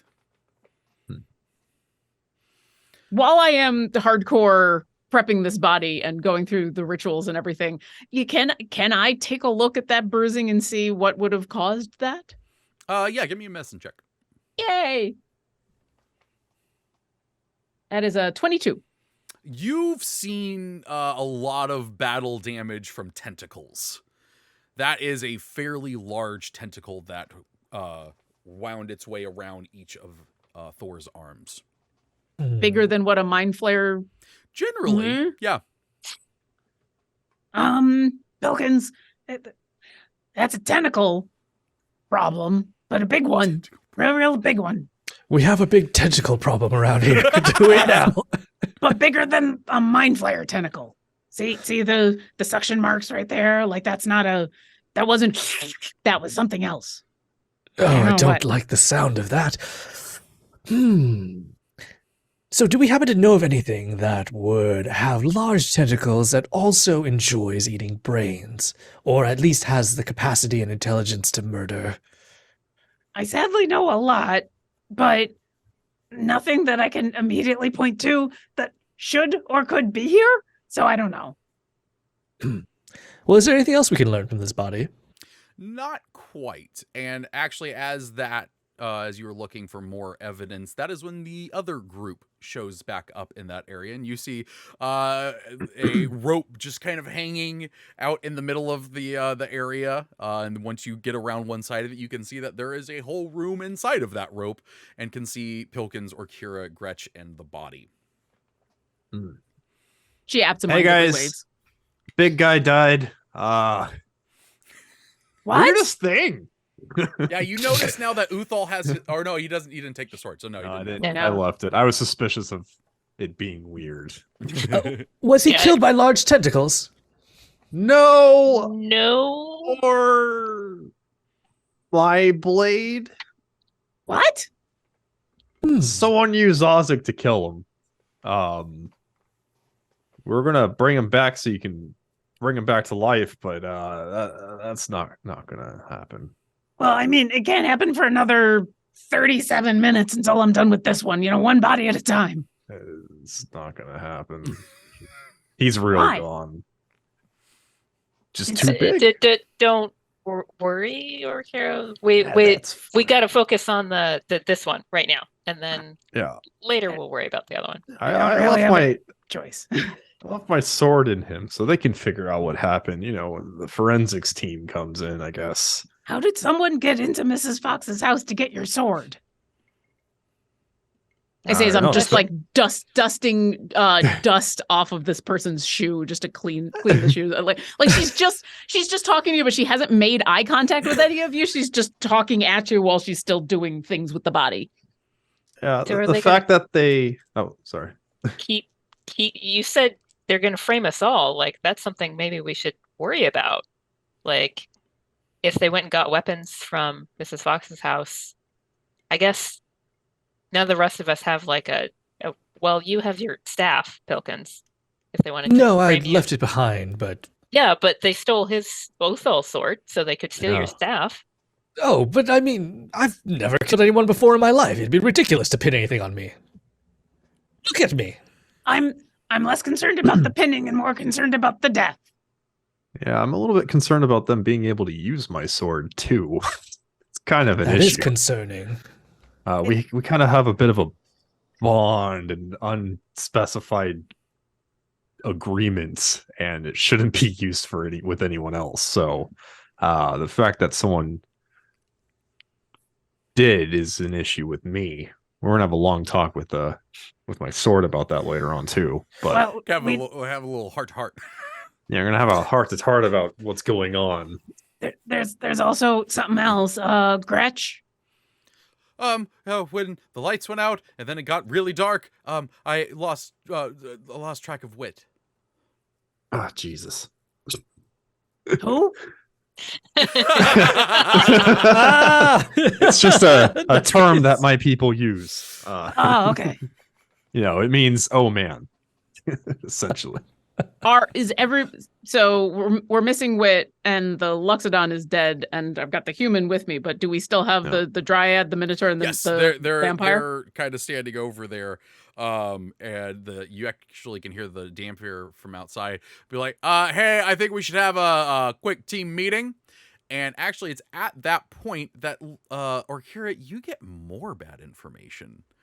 As you are going about your process of restoring this person, you get to a very vital part of it and go to fix it, but you suddenly find that you can't locate a soul. When you say locate a soul, no soul responded when you tried to replace it back into the body. Okay, I've got two different questions. One's going to be mechanical. One's going to be more panicked. Orkira in a panic is because this has not happened before. Because like souls can say no, they're not forced to come back. Souls can be unable to come back because of weirdness. But she's never had just there isn't. Can she feel whether it's one of those two? Did someone say no? You can't seem to get an answer, no. So she doesn't even know that there's a soul out there that just can't come back. Okay. So the other more mechanical question is: did I actually finish casting the spell, or did this happen before I could finish it? Because if I finish casting it, you keep the spell slot. Don't worry. It's less about the spell slot and more when Orkira does this, she takes hardcore negatives to stuff. Oh no! You're fine. You're fine. Okay. So yeah, you'll all hear her go, "What? What's wrong, Orkira?" This I don't know what's going on with the soul. Yeah, I don't know where this person's soul is. They can, and she'll like stick her head out of the little room that we're in so that everybody can hear. So, when I bring people back, they can say no. I don't force anybody to come back. It's a door. I just open the door and they come back. But they can say no, or they can just not be able to come back. And apparently this one, there's a third option and they're just gone. For no reason, were they also stabbed? They were not. I was going to say I would have, yeah. Not that I can see. Okay. Could it be possible that something may have eaten their soul for whatever reason? I've heard it happen before. I mean, I have too, and that's terrifying that there's something in here that is not just killing people, but eating their souls. Yeah, there's a couple things at least. Yeah. I mean, yeah, that is terrifying. Can we continue to have this conversation here in the small tiny hut room with the rope? Oh, I'm looking at the other three people. Yeah. Okay. Like the people who went, let's have a team meeting. Can we all squeeze You fit in? 8 of us. Yeah, they'll squeeze on in there. The Minotaur is very much like, do not touch me. I mean, that's fair. Token feels the same way. Yes. So in this strange extra dimensional space, when y'all get in there, the Damphir is just like, so the other Ravnikins and I have been talking, and everything you all have done has been terrible. Like we've gotten killed and stuff, and you can't bring a body back. Like, we don't think you all should be in charge anymore. I'm not in charge of anything. I'm just saying we shouldn't split up. So Gretch should be in charge? Well, I mean, I guess I could maybe, yeah. Don't do that to Gretch. You could do it, Gretch. Consult your employee manual. Just follow its wisdom. I left it in my office. Let's not go get it in your office. I'll look at the vampire, the others, and say, okay, well, what do you want us to do? It's not, we didn't kill anybody. And just because I failed to do something doesn't mean it's awful. It means that whoever did this is awful. So what do you suggest? The Dampier says, okay, obviously, whoever is doing this, or whatever is doing this, has more magical ability than we thought they did. I think we should all just sit here in this extra-dimensional space, not move, and then, hopefully nothing else can happen, unless another darkness spell gets cast, or something else terrible happens. But at least then they'll probably be within range for everyone else, so, one of us might die, but I'm willing to take those odds. But Wit, we gotta find Wit. Well, I mean, he's not here, and just going out would kind of be, like, a bad idea. The last time we went out, another one of us got killed. Also, I can't help but notice that it's just, it gestures to the other Ravnikins, us that are getting killed. Well, unless Wit's dead, in which case, we're in trouble. I mean, at least that would make me feel a little bit better, because one of y'all died. I know that sounded weird, but you see what I mean. Yeah. I'm still suspicious of you in the first place. So. I'm still, your sword was in the dead dude. I didn't bring it in. They wouldn't let me. Could you please tell us of the situation with your companion before we arrived? For my notes, I've been taking notes to fill out the paperwork when the investigators inevitably come, and I wish to have a complete idea of the situation. So you're saying the other two, like, I'm guessing both of them is what you're asking for. Sure, but at least this original individual. Because the four of you, or the five of you, are a group, right? Yeah, we were all sent here by our different guilds because this section of the library is all about pacts and magic and stuff like that. So we were sent here to try find a way to make guild packs stronger. And he gestures to the guy on the ground. He says, "That's Thor Dolikin. That he's part of the Azorius Guild, and I mean he's a cop. I don't know, like that's kind of the best way to say it. He loves paperwork. Weird." And the other guy that died, that's Vosta Harlenko. He's with the Izzet League. I really don't have any, like, I don't have any opinions of them. We're just kind of on a work trip. So before Thor was killed, were the rest of you all together? No, we were all kind of separated out because we thought we would be safe in the galaxy's biggest library. And we're just kind of studying our own things. I mean, were any of you together with any of you? No, we didn't really see. We were spreading out because, again, thought it was a safe place. While you're all thinking, because I'm worried, hang on for a second. And Orkira's going to cast Sending. Oh. And she's going to send to Wit. Smart. And she says this out loud because she has to, because everything she does is out loud. She's going to say, "Hey, Wit, it's Orkira. Are you okay? We had another murder, and Gretch lost where you were. Also, someone is stealing souls, and I'm really upset." You get no response. Does she actually know if the sender or if the recipient got it? I don't know. I don't think so. That's completely up to the DM. The only thing that you send a short message of 25 words or less to a creature with which you are familiar. The creature hears the message in its mind, recognizes you as the sender if it knows you, and can answer in a like mind instantly. The spell enables creatures with intelligence scores, blah, blah, blah. You can send this message across any distance and even to other planes of existence, but if the target is on a different plane than you, there's a 5% chance that the message doesn't arrive. I can leave it every DM out there that 5% matters. It does. So I will leave it completely up to you. The way that the other things I've left up to you. What I've always done is, because Orkira has to roll for the 5%, she knows if it's going to another plane, but otherwise she has no idea. We'll say essentially what you get back is, "Boo-doo-doo, we're sorry, the creature you are trying to reach cannot be reached at this time." Yeah, so essentially you know that you can't, like, you sent the message, but there was no response. Like, it may have gotten there, but... Okay, well, no he's one received either asleep or dead. Hmm.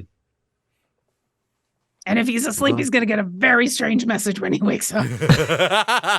This is a really odd time to take a nap. I agree, but maybe it means he's been knocked out, which is also a bad thing. But yeah, I couldn't reach him. Should probably go find him. I'm Yeah, gonna but go find him. Who's coming with me? I'll go with you. Let's do it. Maybe we can walk by my sword real quick and grab that just so we have some defense. The Fine. Ravnikins are like, okay, but like we're staying here. Like we're staying in this extra dimensional space. We are not going out there with y'all.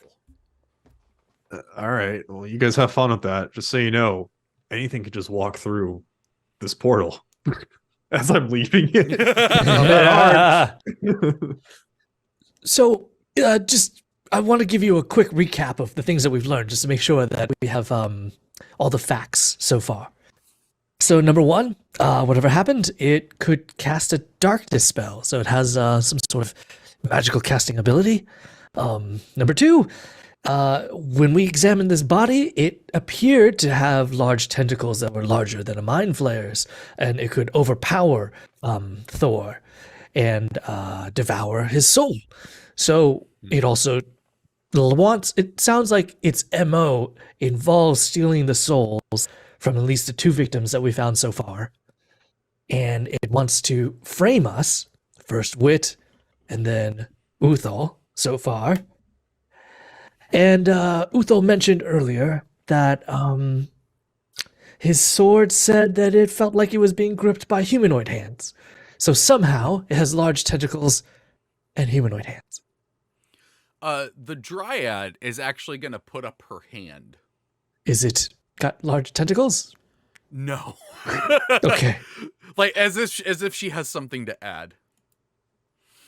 She goes, hi, didn't really know how to break into this. I'm Dartha, by the way. Hi. You Hi, said that Dartha. Thor had been like restrained? Yes, that's what Orkira examined the body, and that's what we've determined. And I'll lift up an arm and like point out the bruising. So when Voss died a little bit ago, we heard him yell. Did anyone hear anything before the flare went off when Thor died? I know. I'm gonna ask. Did I? You did not. Yeah, I I thought don't we think we're heard near. Yeah. just the Yeah. alarms. And No. the other Ravnikins shake their head too, and she goes, "Does anyone else find that a little weird? Like, I know that if I was being restrained and something was possibly about to kill me, I would scream." Well, I think you're absolutely right, but Thor probably got surprised, whereas your other friend was at least aware that there was a killer about, so maybe they had a moment to react. And you'll watch as she holds up her hand and there's just like a little glow, and she's gonna go, "So, does anyone want a death ward?" And I'll pop my head in. Yeah, I'll take one. If you have extras. Well, I will face palm Uthal and give him a death ward. And I will meaningfully look at the vampire and say, "This will actually help you too." Yeah, okay, fine. And so I will give the vampire a death ward, even though there's a moment where she's like, I'm gonna sit next to Pelicans and just be like, "Do vampires have souls? I thought they didn't." You could find out later with your sword, I suppose. How do you What? know about that? Wow! Wow! I'm just gonna act like the Ravnikins did not hear that. or Orkira. She's still anybody else. I can't guarantee that if you get attacked, this is going to save you, but this will give you an extra second. I'll take it. I will give Dryad Alicia- will also accept one. The Okay. Minotaur is still just like, mm-mm. Yeah, see this crest? No spills for me. Pure. All right. 100% pure in this body. That's all of my fourth. This is all hard work and protein. Hard work. This is hard work and gains. I mean, if you insist, Fine-tuned body. well, if you change your mind, I don't take offense now, but if you change your mind later, I also won't say I told you so. And I will also death ward myself. Okay. Because I like my soul. Yeah. Elkins? I can't remember if mine is still on layaway for someone or not. I will Please, death ward please. Elkins. Yeah. Please, yes. Okay, so Multiple that's of you have them. and no, they don't stack. No. Okay, so that's everybody except the Minotaur. Oh, Gretch. Oh yeah, Gretch. But Yep. Lauren Lauren hates burning these spell slots, but Orkira is going to burn them all. say, James, I know why we can't remember whether or not you have your soul. You have offered your soul to Mrs. Fox 3 different times, and someone else stepped in front of you every single time. I remember that now. Yeah. It was like I had to have given it eventually, and I'm like, nope, probably not. Good times. Just Good keep offering. I was like, souls. no, Yep. I'll do it. Yeah. Yeah. So instead, 3 of your friends' souls are in different universes, but that's fine. I'm So just All right. like, okay. So no, I want my soul. what is what is the search party exactly? Is it just going to be the 4 of you, or are you going to have Gretch go with you? What is? Oh, No, Gretch, no. no. I guess just me and Elysia, right? Or I mean, at this point, I'll come with y'all, if only You wanna bring them- because bring the Minotaur with us since he doesn't have Death Ward, and we'll probably just go after him. I feel like, and I'll Well, look at the I think- Minotaur and be like, I feel like if we bring someone who's not death warded, we're just painting a bullseye on their back, and that's I bad. have no interest in going. You're good. Oh, Pilkins, you could I'm come and bragging take more about- notes. Yes, I think that I would feel safer with the others of you. I have no interest in splitting up at all. I mean, I feel bad enough leaving all of them, but oh, we'll be fine. It's okay. Pilkins, I famous have last words. another note for you. Oh, The weird mind flare scent was like big. No, well, it was on a lot of things. Like it was touching a lot of things, and I thought, well, probably they're like moving back and forth, but tentacles were big, so maybe the thing was big. Huh. Put it in your that makes notes anyway. sense. Yes. I feel a bit inclined to mention, from what I understand, it might just be taking souls to take souls, because the second death may or may not have gotten into it. Wait, what? Nothing. Just had a hunch that the second death it didn't steal its soul for whatever reason. So maybe it's not after their souls, but instead trying to remove their souls for something. Who knows? I'm gonna look around at everybody before we leave and go, okay, so the reason that we were here is we're trying to find out information to save the universe from being destroyed. You were all here because you were looking for information about PAX. Does anybody have any people who might want to kill them all for a reason? Yes. Also, there's an invisible man talking in my head, but he's muted. Yeah, sorry. I was, the Dampier goes. Oh my gosh, yes, absolutely. Okay, but not you specifically, but like the whole group, because now that 2 people have died, this is a vendetta. I mean, there could be any number of things. There could be people on Ravnica that are upset that we're trying to strengthen the guild pack. There could be just people who were like, hey, we saw you assholes going by when we were traveling here and we didn't like you. I'm got nothing. Yeah, I've had that happen before. Not fun. Hey, Gretch, this is going to be a weird question, but anybody want to make sure that you end up out of a job? I really hope not. That would be a lot of this. It would be a lot of this, and I don't deal good with this. I Here, mean, have a good berry. Thank you. you're still conscious and talking, so you're doing better than a lot of people. I don't know any other questions to ask. I don't usually solve mysteries. I just bring people back from the dead. I'm gonna come up and whisper to you guys, like, you guys think like Wit might be trying to distract so we can get into some books or something? I hope not, because then he's an accessory to murder. Well, aren't we all?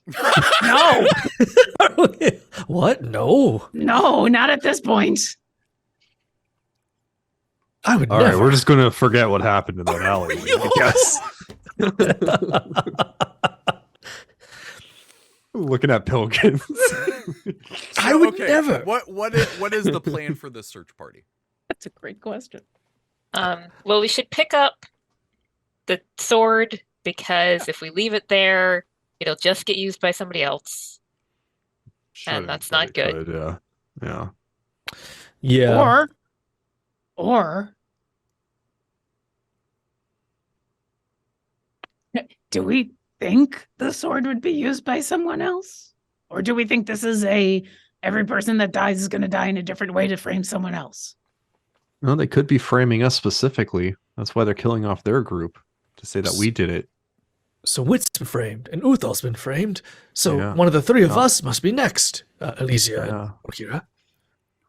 I bet that staff's going to come out soon. I've seen what that thing does. It just puts people to sleep. That's right. There's going to be a lot of sleeping bodies. I mean, the murderer is going to have an unpleasant surprise when it doesn't murder anyone. I have a feeling this is a resourceful murderer. Well, I want to smell for Wit. So that's what I was I can thinking. follow of doing. with you. I think we also need to somehow be prepared to counter magic. But I'm not quite sure how we're going to achieve that. Because it seemed like the murderer does something to set up the murder, like the moment before, the darkness or silence or something. And then I have dispel magic. If I thought I could have cast it when the magical darkness, or the darkness, if it was magical. So I'll be ready. okay. It'll, because I need to be a wolf to smell, and the wolf can't cast spells. So, which is more important, smelling for Wit or being ready to counter something? Can you get us a direction? Yeah. And then we'll just go in that direction, because I have a feeling we're going to get attacked, or someone's going to get attacked. It's going to happen. And so you being ready to counter could save someone's life. Okay. So Alicia is going to be as a wolf, correct, for this part? She's going to be hot and cold with the wolf. Okay. She's going to get a direction, go back to half elf so she can cast, walk for a while, get a new scent. I like it. And we'll yeah. I forgot. I also have alert, so I can't exactly be, snuck up on by unseen creatures. So I'm very alert. So, Oh, what was that? What was that noise? Are you going to go get the sword first, or are you getting Wit sent first? I would suggest going after Wit. Like I said, I think if this creature is trying to kill us and then set each of us up in a different way, the sword's not going anywhere. Yeah, fair. And if I'm wrong, then we have an easy way of finding this person. True. Yeah. Okay, so kind of doing this back and forth between wolf form and elf form, you all start to make your way through this very large library. And the scent takes you away from where you had seen Gretch leave, and the direction that she came back. Say she came from the front of you, you are now being led back the other way behind where you all were. Wit. And he's doing some shady stuff again. Yeah, he is. And you know what? Alicia, give me a let's do survival with advantage because you got the scent. Okay. You've got the scent.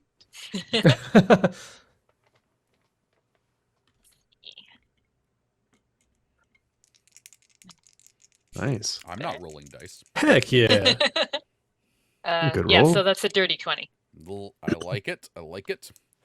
Okay, so yeah, you are continuing on, and it is enough of it's faint right now because some time has passed, but it's enough that you're kind of getting directions, and a few times you're standing like kind of in a crossway of these rows, and you're like, that one. Give me one more with advantage. Okay.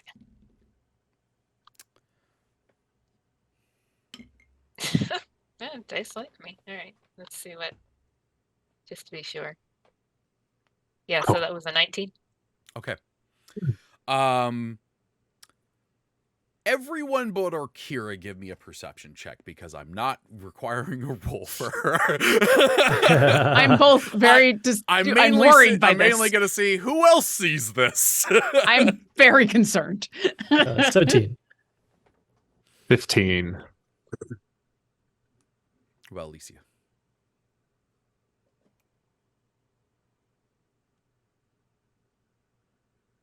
This is what I like about streams, because in a podcast, I would cut that out. See, now it's just awkward silence. I will be honest. Sometimes I like to leave those in just so that I know someone somewhere out there checked their phone. The tension silence is fun. Okay, you got a 20. Okay, everyone sees this as you come around the corner. You all see something move back behind. Like, imagine you came around the corner of an aisle and down the way, you see something quickly move around the other corner. Pilkins says, nope, and then hops into the shadow and hides. A couple of things that I need to note here. Lisa, you're in wolf form for this. You catch the scent of Mind Flayer, or Kira, and actually the two of you would both know this. You didn't hear a thing as that moved.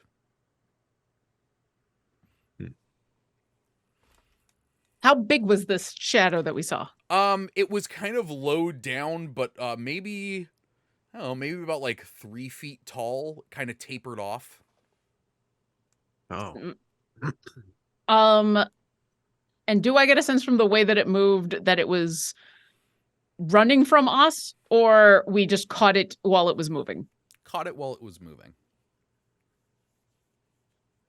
You guys want to go chase it? You hear a little voice in the darkness. Nope. Oh no, the lights are. Sorry, I think I mentioned this at one point. The lights are back on by now. Yeah. Oh yeah, but Pilkins was just looking for a shadow to hide in. Gloomstalker just like no. Yeah. I mean, kind of even odds that like Alicia being in wolf form is already chessing it. Then Orkira will roll her eyes and go after. Although if we make it to the cross way and where like creatures gone down that way, Orkira does want to take a moment and look the other way to see, did it attack someone? Okay, that is actually very, I'm glad you pointed that one out. Yeah, so you are all at this point kind of in, like, we're gonna say that the door and the study section you were in, like if we were looking at a top-down map of this square library, it was in the top corner. You are now in the opposing bottom corner. And it is a little bit darker over here. And actually, Orkira, as you look that way, you can see the opposing wall. And it's darker here because normally the large windows let light in for the sides. The hanging lights don't cover that as much. You see something slightly moving on the wall, like lifted up on the wall. And what size is this thing? It's about humanoid size. I'll reach out and grab whoever is nearby and yank down in that direction. I would say that would be Uthal and Pilkins. Yeah. Yep. Chicks against the rules. Unless an emergency, right? This is an emergency. Oh, what's the emergency? And I'm moving and like trying to point out the thing. Now, would Alicia note this and stop, or would she just keep going? I mean, I feel like I want to die of fate it because I do want there to be some kind of like negatives to the whole like being a cool wolf thing, and I think like chasing instincts is definitely a negative. Do you want to do one of my high or low rolls? Yeah. Okay, high or low? Low. And you all are level 13, right? Yeah. Yes. Okay.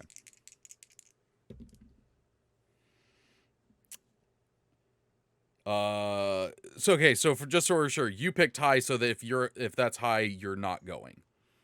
I picked low, so Oh, you picked low. I got. yeah, I picked low. Then no, you keep running after it. Okay. Or Kara, you see the dog or wolf keep going down. You can hear the clicking of their nails on the marble.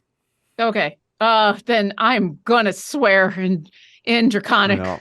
under my breath, and the plop that comes out is actually my the word I'm gonna use to channel Divinity Explosion of Life, because at this point I feel like we're no longer being stealthy. And so from me there's this explosion of a circle of fire that will catch Alicia just before she leaves. So everybody's going to get some temporary hit points and is resistant to fire damage, except for Alicia because she's left. So that's 6 temporary hit points. More importantly, Nice. we are now surrounded by magical bright light. Within a 30-foot radius of you is filled with bright light, and it moves with me. Cool. So You see on this wall. sorry, Pilkins. Sorry, I That's know. okay. He just panics. You see on this wall, kind of about 15 feet up, this chitinous, purplish pink stuff that is stuck to the wall, and laying limply in it is a mind flayer in brightly colored robes. Is that wit? You recognize this to be Wit.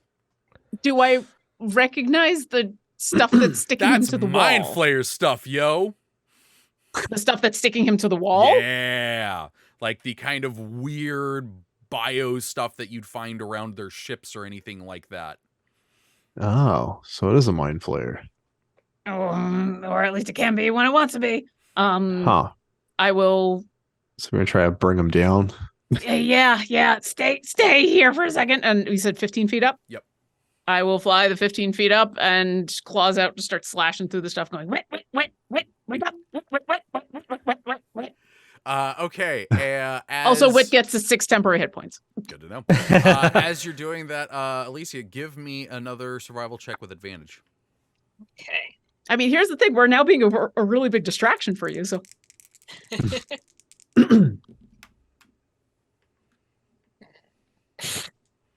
Phew. Okay. So roll 20, 21. Nice. Yeah, you are booking it. Like, you are in full hunch down dog. Boom, boom, boom, boom, boom. And you even kind of like do like a cool little drift around the corner to keep up with the thing. One of those like, and suddenly you come around a corner and come face to face with something that takes up the entirety of this row. It does not go above the high shelves, but it is what you're essentially facing. I need to pull up an image to remind myself how to describe this. Oh wait, I have a link. Hey, fun fact, you can hyperlink things in Scrivener. Nice. This thing pulls back these 4 massive mandibles with this circular maw of teeth that tentacles come out of. And it looks like it's roaring, but you hear nothing. What do you do? Skitter stop. And then like full wolf howl.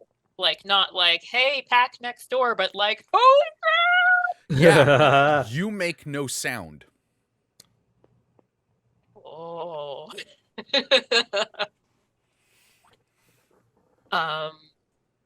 So she's faster in 4 feet than 2.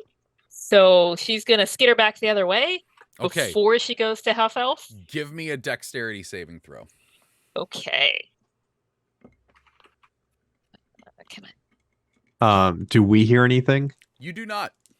Actually, what you hear is the sound of Orkira slashing away this chitinous stuff, and going wait. That was a very good Orkira. I'm very Yeah. What's funny is in my head, I was just like, I didn't even do a voice there. That was just my normal tone, but I probably still sounded like Orkira. The panic helps a lot. What'd you get for that dex save? 19. Oh, okay, yeah, great. So you kind of skid to a stop and then right your way, and one of those tentacles whips out, and you can feel it just brush the back of your leg as you take off back the way you came. Okay. And I'm assuming you're going to try and go back to where they all are. Yes. Not going half elf. Howling as I go, though. So as soon as I hit the edge of the... Yeah, so you seem to hit an edge and you can start howling again. You hear it reverberating through this warehouse. And about that time is when, Orkira, you've finished and have him out. He's still unconscious, but now as he kind of falls into your arms, you hear, oh, from back behind you. Well, crap. Yeah, I'm gonna book it. Okay. Yeah. I'll look down. I've flown up high enough that I'll look at Pilkins and like, shadows go, and I'm gonna follow. Shadows go. What? Just dive head first in. So she's high enough off the ground at this point that she's not disrupting his shadows, but I will keep flying and follow Uthal. Okay. So Holding wit, like firemen's carry holding wit, being like. So you all kind of you're running down one aisle, and all of a sudden a wolf comes out from around it, and Alicia, you see them and turn, slide, and keep going towards them, and then all of a sudden this massive worm-like thing comes out from behind, maw open, and just speeding down the road towards her. And I think now we're gonna roll some initiative. Uh-huh. It's like, oh no. Just again, the whole percentage chance thing where earlier I was like 5% matters. I put a 10% chance of y'all either seeing or running into this thing, a 10% chance, and I got it twice. Oh wow, nice. Mm-hmm. I mean, is that lucky or unlucky though? I know. Yes. Well, for the story, answer is yes. For the story, you know. I need things and stuff. Oh, I also need to make sure that the okay, good. The captions are running. Yay! Hi captions. Hi Hi captions. Hi. Okay, so I got a number. That's the wrong pen. Same. I got a disappointing number. Okay, Uthal. 17. Orkira.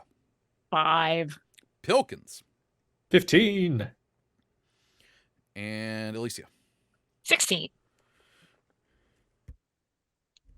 Once again, I always like to point this out when it happens. Thank you all for having different first letters of your names. I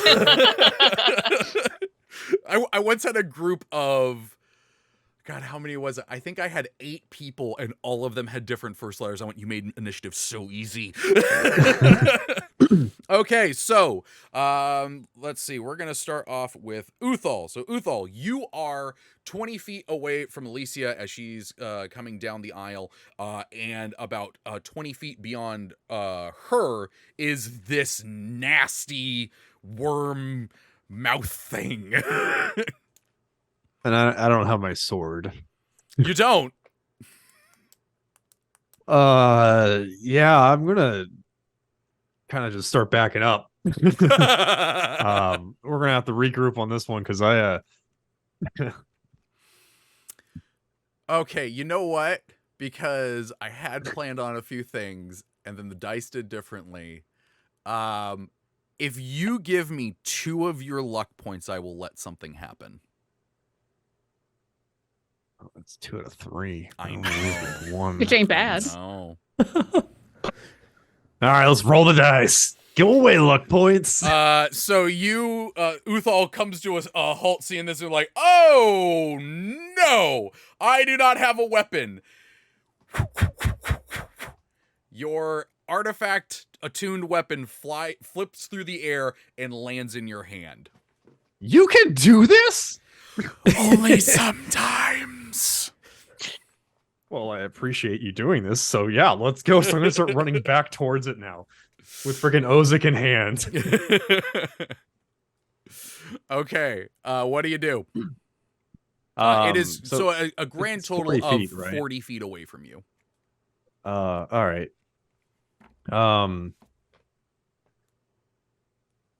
Yeah, screw it. I guess I can use my bonus action to dash. You can indeed. Yeah. So yeah, I'm gonna run, do my 30 bonus to dash, crap, I need that. Oh, wait. He hasn't gone yet. He hasn't attacked yet, which He means has I not still get attacked sneak yet. attack. You do. I have advantage too. All right, screw it. I'm gonna start just booking it towards him with my sword. I just Okay. chip at this worm. So the edgelordy of edgelord soars, flies out of the air. Uthal grabs it and does this like just anime run to them, jumps into the air. Give me an attack on that. Okay. Hopefully I don't need to use another luck point. I mean, at least now you have a sword to use the luck point on, right? True. Mm. That is true. 14. Oh wait, I have advantage. Hold on. Hmm? Nat 20! Yes! Yeah! 31! Hell yeah. Let's go! Cheers. Okay. Another murder is about to be committed. As a I'm about to reminder for ruin people this out there worm. in Chatland, the way that I handle crits is we do full max damage plus a die roll. So Oh yeah. it's a lot of damage for a rogue. But also, Yeah, if I yeah. crit, a lot of damage to a rogue. Yeah. I also keep forgetting that I have Piercer too, so I get 1 additional damage. Of course. Oh, you Die. nice. Let's see.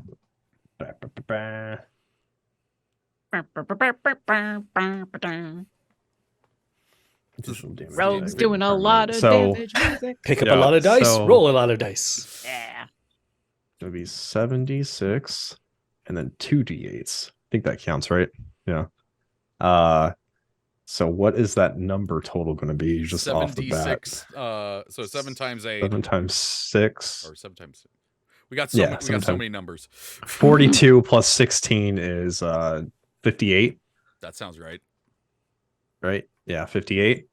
Sure. I'm not doing math right now. And does that It's does that- 42 plus 2d8. 16. So Yeah, it's 58. 32 plus 16 would be the max on those.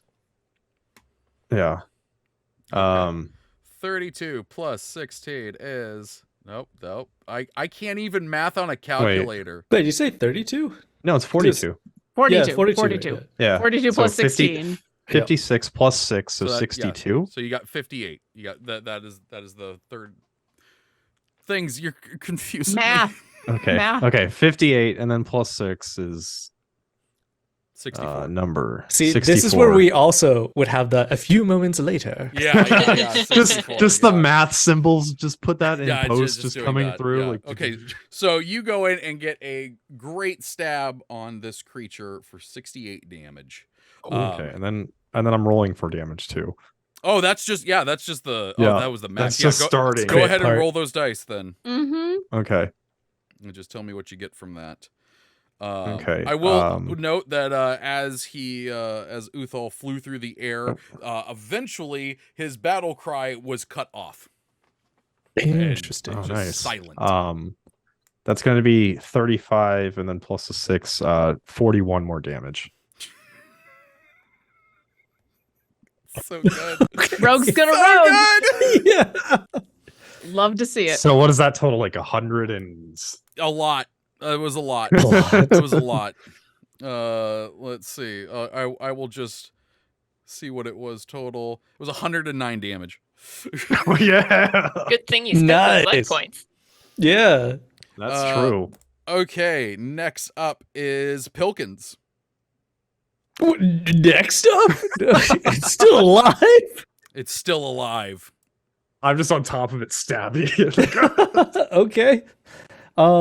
Yeah, I think Pilkins, hears Orkira's cry, like jump into the shadows. He like looks around for some shadows, doesn't quite see some, and is like, "Huh, why? What's happening?" And then he sees Uthal like running back towards his beast.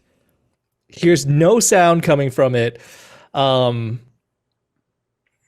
Boy, I feel like Pilkins sees Uthal's like heroic attack, and he thinks, "Oh, maybe I could help distract it, and then it won't attack Uthal and hurt him." So he flips up 3 of the pens in his hand, and he's going to throw the pens at the creature as improvised ranged weapons. Gonna do the pens. I love it. Yes. Pilkins is gonna mark you down as dead. Doesn't know his own strength, but the first one is going to be a dirty 20 to hit. Better bring up that stat sheet again so I can tell you if that hits. At 14. Yeah, that will hit. 14 will not hit. The last one is going to be a 15. It does not hit. Okay. Because of my Gloomknocker, I get to reroll one of my misses. Ah. Come on. Oh, critical hit! Yeah! 33. Double ballpoint pen! Yeah! Add your proficiency to that one. We're getting some damage in there. I mean, if anyone can be proficient in ballpoint pens, it would be Pilkins. I love that. So the regular one that hits first is going to do 11 Okay. plus 1d8. Oh, okay. So 9 damage. And then the second one. Oh, I see what happened. 14 plus that, and then that's it. Okay. Very good amount of damage for some ballpoint pens. Next up is me. Actually, I should ask: is Pilkins making any movements after doing that attack? Oh, definitely. So as a Gloomstalker, I get an extra 10 feet of movement on the first combat round. So that's 45 feet. So he throws the ballpoint pens, see it like stick into it, and see the like amazing attack that Uthal did, and this thing's still moving. So he's gonna just book it the opposite way, 45 feet. Okay. Was Alicia's initiative in with the others, or? Oh, I'm so sorry. No, I totally. Oh, you definitely should have gone before me. I wrote it down weird, and that was totally my fault. You go. I mean, I don't know that I necessarily gonna do much because she is in wolf form, so she's gonna keep running a little bit, and then she's gonna turn back into a half elf. Okay. And there's no official mechanic for that, but I don't think that she would have time to cast a spell after that. So that'll be her. In my head, because like, I'm pretty sure for Wild Shape it's a bonus action. So okay. I would give you those same rules. So yeah, if you want to get a spell in, you go for it. Okay. Well, in that case, she's got her chain lightning, and there's nothing to chain it to, but that's okay. She'll just use it anyway. So, dexterity saving throw, DC. Come on, you put it somewhere. 17. It failed. Yeah. Nice. It does seem that there was a slight resistance to the magic at first before it went through. Oh, interesting. 51. 51 Nice. damage? Nice. Holy. I only get the one. or maybe I get another one if I burn a higher spell slot. But Chain lightning is pretty dope. That's Pretty pretty good. dope indeed. Okay, no, don't do that to me. Come on now. There we go. Oh, my calculator was just like, it has -1 hit points now. I'm like, no, I hit the wrong number, you jerk. Yeah. Calculator's on our side, everybody. Yeah, calculator. Thank you, calculator. Okay. It is my turn. Orkira, where were you during all, like, you were, so, like, we had, Alicia there, Uthal was running towards it, and so you're probably back around where Pilkins is now, aren't you? Probably. I mean, I'd flown up the 15 feet to grab Wit off. And you hadn't gone forward yet. Okay. Yeah, I felt like we had all turned to start going in that direction in the initiative, so I don't know how far away I am at this point, but Okay. I know I'm at least 15 feet up. Yeah, okay. I will say that you're out of range of this. So the only people that are going to be in range of this are Uthal and Alicia. Great, because you didn't move back, did you, Alicia? Not more than she already sort of Okay. had run. Okay. So then the two of you, so this thing is actually going to spew out acid from its maw. And I need the two of you to make dexterity saving throws, okay. Nice. which I know is great for Uthal. Oh, perfect. Oh. Ooh, that didn't sound good. That's a 6. Dirty 20. Okay. And I know you're going to use your rogue abilities to take nothing. I won't take nothing. You dodged up onto the creature before it could do this, but Alicia, you're going to take 35 points of acid damage Jesus. as this hits you. Yeah, I was thinking with the crit, I jumped on top of its head and just started stabbing behind it, so maybe I missed it right there. Yep. I like that. Mm-hmm.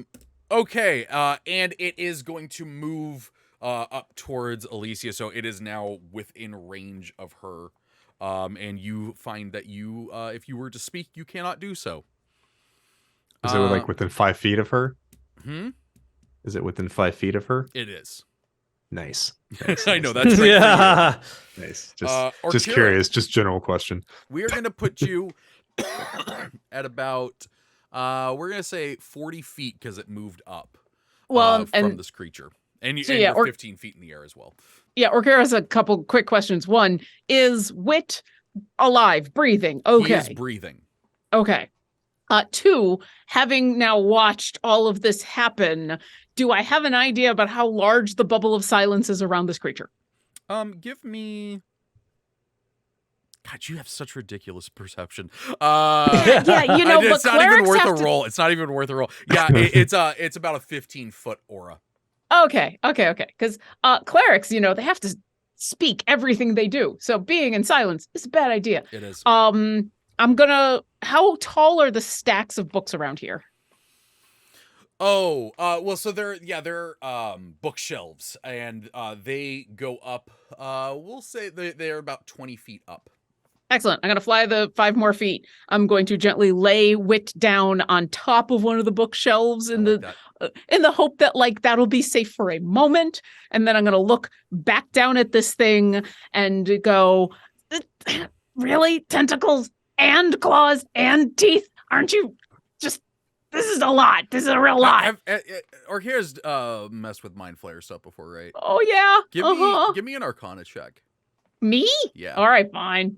Well, I guess... Yeah, I guess Arcana. Okay. I rolled a 17, which gives me a 16. From your times with Mind Flayers and whatnot, and having looked into them, you know that this is a Neothylid. This is essentially what happens when a Mind Flayer tadpole goes wrong. She's had to fight one of these before, and it sucks. Okay, so she's going to spit out these curses at it, and one of those curses is a literal spit, and she's going to cast Fireball. I'm going to place it so that it hits just the creature, not the one, my friend riding its head at the moment, stabbing it. It has enough body behind it to easily do that. Yeah, so I need it to make a dexterity saving throw, DC 20, as I will roll this damage because it'll take at least some of it. That's not a really good roll. It passed. Okay, so I rolled 29, so it's going to take a 14 fire damage. Okay. Rounds up, right? So 15. No, rounds down. Oh, okay. Yeah. Everything rounds down unless it says otherwise. And then as part of that, because I like fire and fire is good. Where's the thing?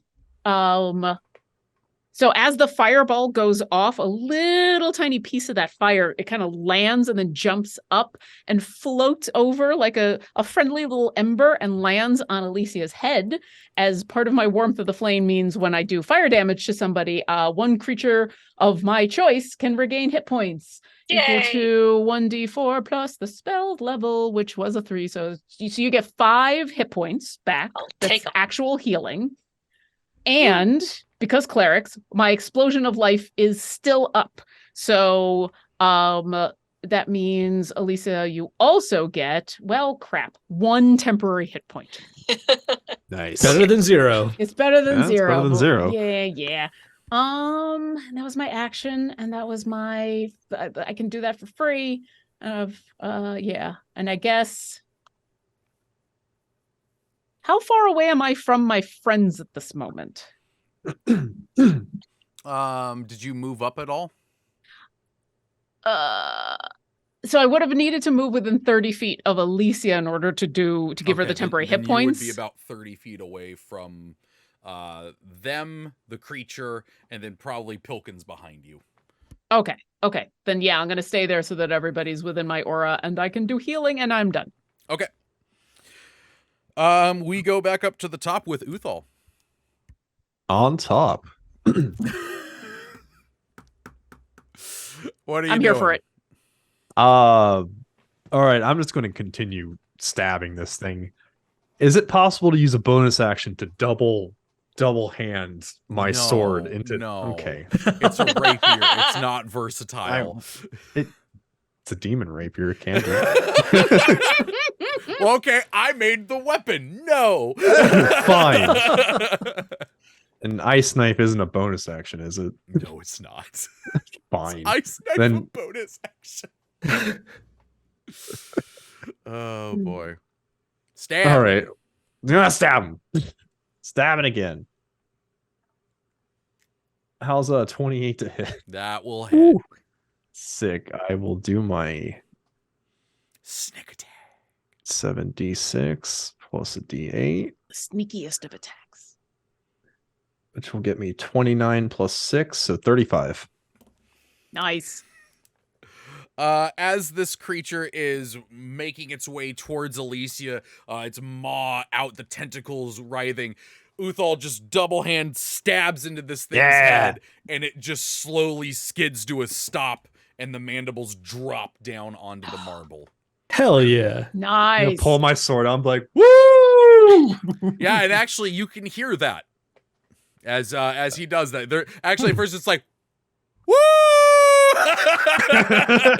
Excellent. It was real quiet in there, guys. You guys couldn't hear a single thing I was saying. I revealed so many secrets about myself that I'm never going to talk about again.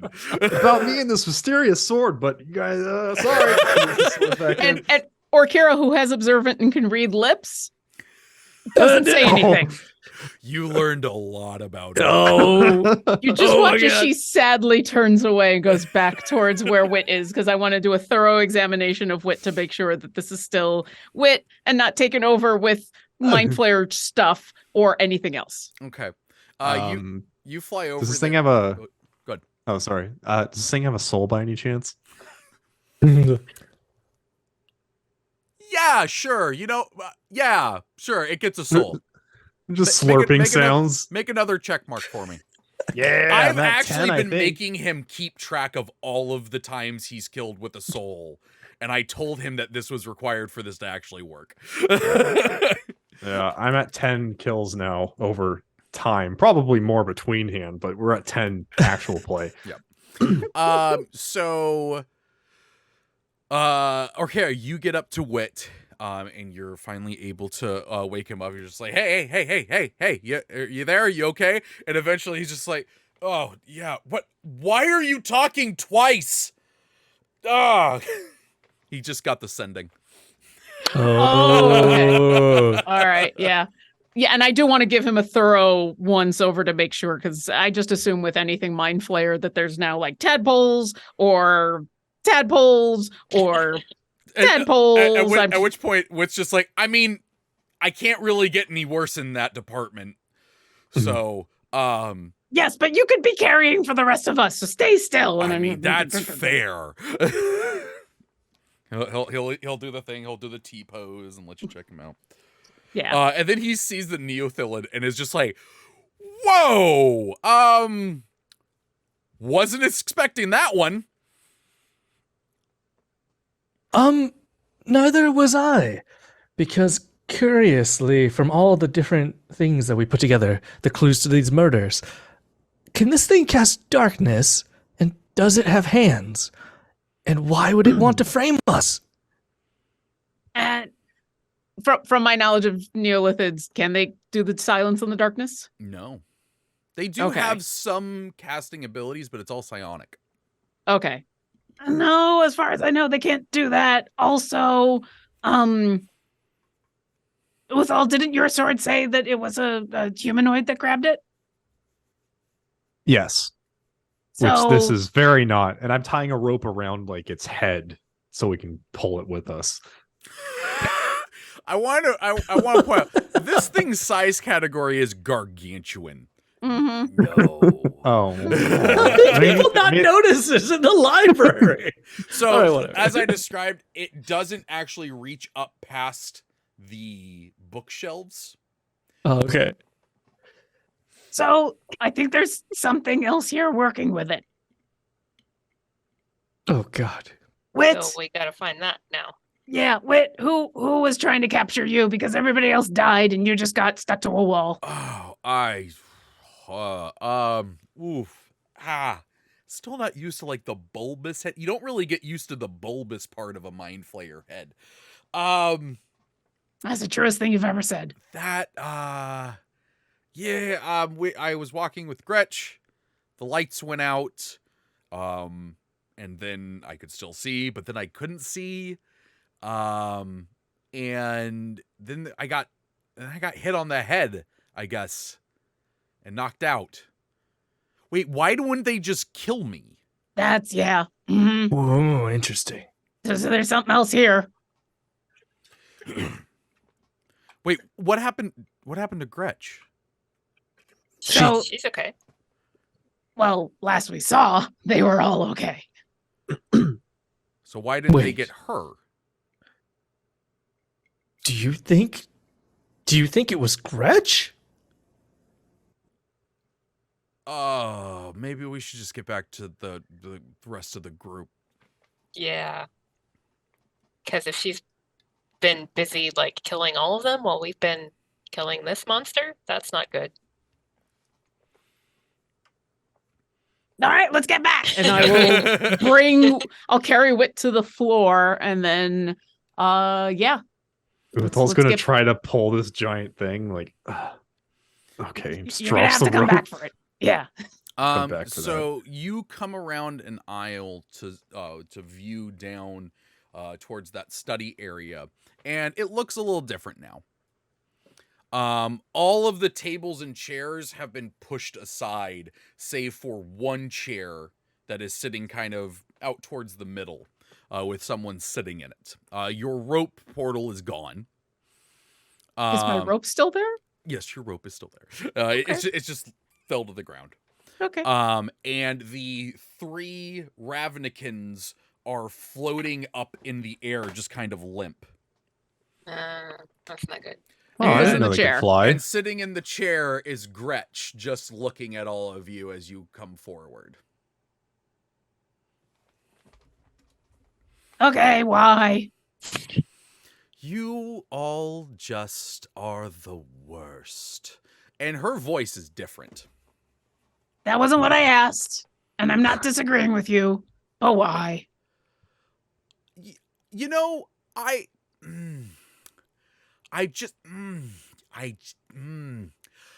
may have given up my aspirations for multiversal destruction, but I thought maybe a little revenge would be nice. And you all just ruined that too. You You just can't let me have anything fun. Excuse me. Do you three recognize who this is? This is Mrs. Fox, isn't it? Took you long enough.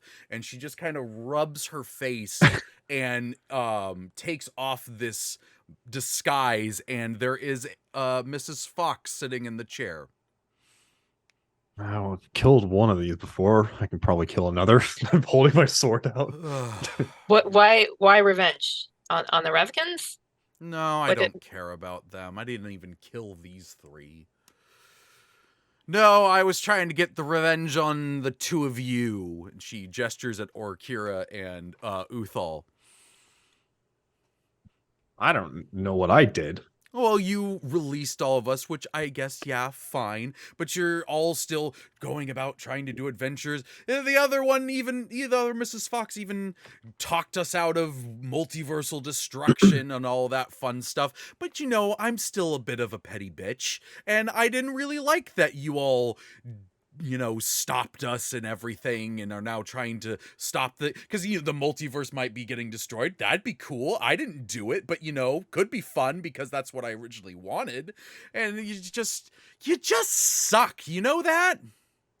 Yeah, very much. However, if the multiverse gets destroyed, where are you gonna go? Because then there will be nothing. So you don't know who's busy destroying the multiverse currently? No, like I said, I gave that up a bit ago when the other Mrs. Fox, the goody two-shoes one, all had us over for dinner, made some good points, I'll admit. But, Like destroying the multiverse would mean that you don't have a place to put your stuff. that was one of the bullet points. I thought it was one of the weaker ones. But yeah, so I thought I could get a little bit of revenge, frame you all, get you locked up and everything, but you just had to be so cool. You know, joke's on you. I can never stay locked up long anyway, so I would have been out. Joy. And probably pissed. Oh yeah, no, that really adds on. Yeah, no, great. Yeah. Well, So while you saw you're what I here, did to the last one. I have an awful question. Mm-hmm. And this is Lauren. So she's sitting in a chair under where the rope trick used to be, right? Yeah. Well, So- not quite, but yeah, sort of. So Zone of Truth lasts for 10 minutes, and I don't have to concentrate on it. Is she still in the Zone of it's Truth? been way longer than 10 minutes. Oh, for me, okay. Yeah. Sorry, I was gonna Oh, that would try have been something. cool. I mean, she probably would have saved, but it was worth an ask. Okay. Sorry, go ahead. I don't know who that was. Wait, but didn't Oh, Gretch said okay to it in the very beginning, right? No. In Oh. fact, she had stepped just. Actually, I'll just have Mrs. Fox say this. Like, I just stepped back a little bit, and none of you seemed to notice. That was the whole point. No one would suspect the elderly person going around being all anxious and everything. It was a great character, and now you just ruined it. I mean, Are frankly, you- you ruined it because you didn't hide your tracks really well. I mean, I thought I was doing pretty good, removing souls, making it so that it seemed that you all had done the killing. It was pretty good, if I have to admit, but you know, there's just... Of course, you Well- stumbled on the Neophilid. That's not part of the plan. Found Wit, because I couldn't kill him because he'd just go off into the multiverse, come back, and tell you all what happened. So yeah, then he'd tell the people that you left behind that we didn't do it. Yes, exactly. So, you know, just great. You win. Joy. Maybe I don't- you want to have dinner with your other self again? Seems like maybe there's still some stuff there needs working out. I'm good. I mean, I frankly don't see this as a win for anybody, to be honest. That's right. Oh, Are you even a real employee of this Astra Incorporated? And her reaction is this to you. Where's my job referral? You've ruined the most exciting day of my life. Well, at least I've got that going for me. So, you know what? I'll take it. I got a new title, so thanks for that. I even went out of my way to get the security team to go to the complete other side of the planet by hiring someone to steal something that they thought they'd be really good at, but I knew they'd suck at and get caught. And it was just I know this really good therapist on the Radiant Citadel. She's really helped me out a lot with a lot of my issues. Maybe you need to talk to someone that you don't have a revenge fantasy you about. all sound very much like you're not going to try to arrest me after this, because I did kill 2 people. You do remember that, right? Yeah, but I have a sense that you're powerful enough that you'll probably just leave.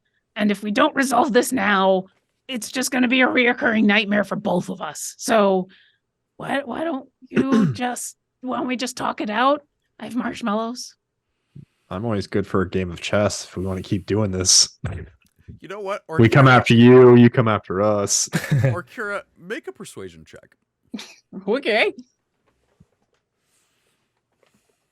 It's 25. Ooh. Oh, Jeez. just a 25. I don't have an amazing persuasion. I just rolled fairly well, so. She sits there for a moment. She's like, I was just going to get away after I had gotten all my frustrations out at you. Do you have a card for her? How do I get in contact with this person? Oh, yeah. And I'll dig into my bag and I'll pull out a card for the therapist on the Radiant Citadel. And I'll hesitantly walk on over, but then hand it out and say, I'm not asking you to do anything else except try to figure out what you want to do with the rest of your existence besides revenge. Because that sounds frustrating and boring, but she can help. I'll think about it. Thank you. She'll take the card. You're welcome. Now, can I ask one favor before you go? What? Can you give back the souls of these 2? Because I'd really feel better if I could at least bring them back. She snaps her fingers, and floating above her hand is this gold whitish energy. And she kind of throws it out towards Thor's body that is laying on the ground. She says, there. The other one I can't really do anything about. The sword ate it. Yeah, it was all it was all This is terrifying information that What? This one? No, that's no. Thank you. What? I appreciate it. Uthal and I will have a talk about that later.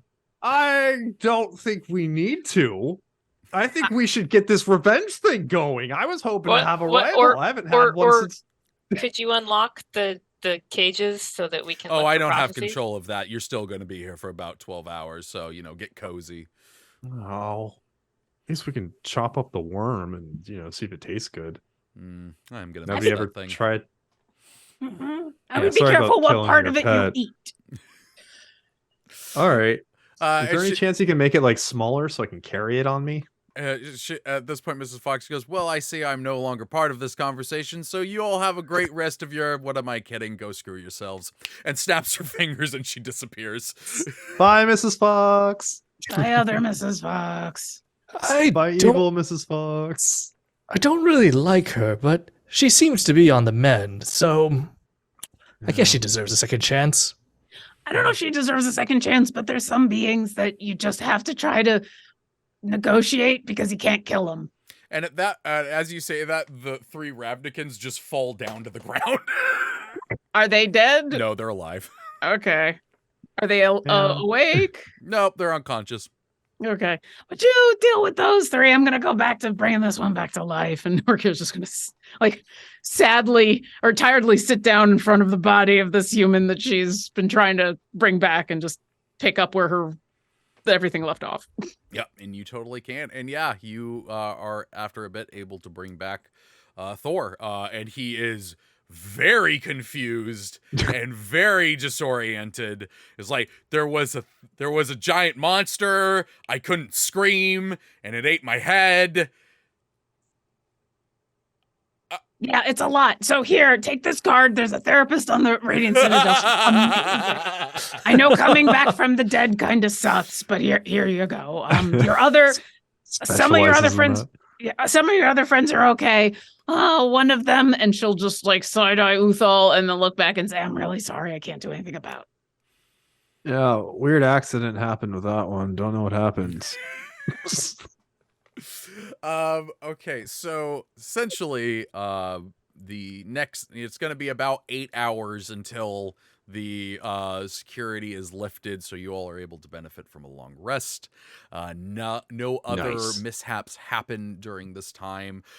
Thor and Pilkins even probably get to be a little bit of friends, bonding over paperwork.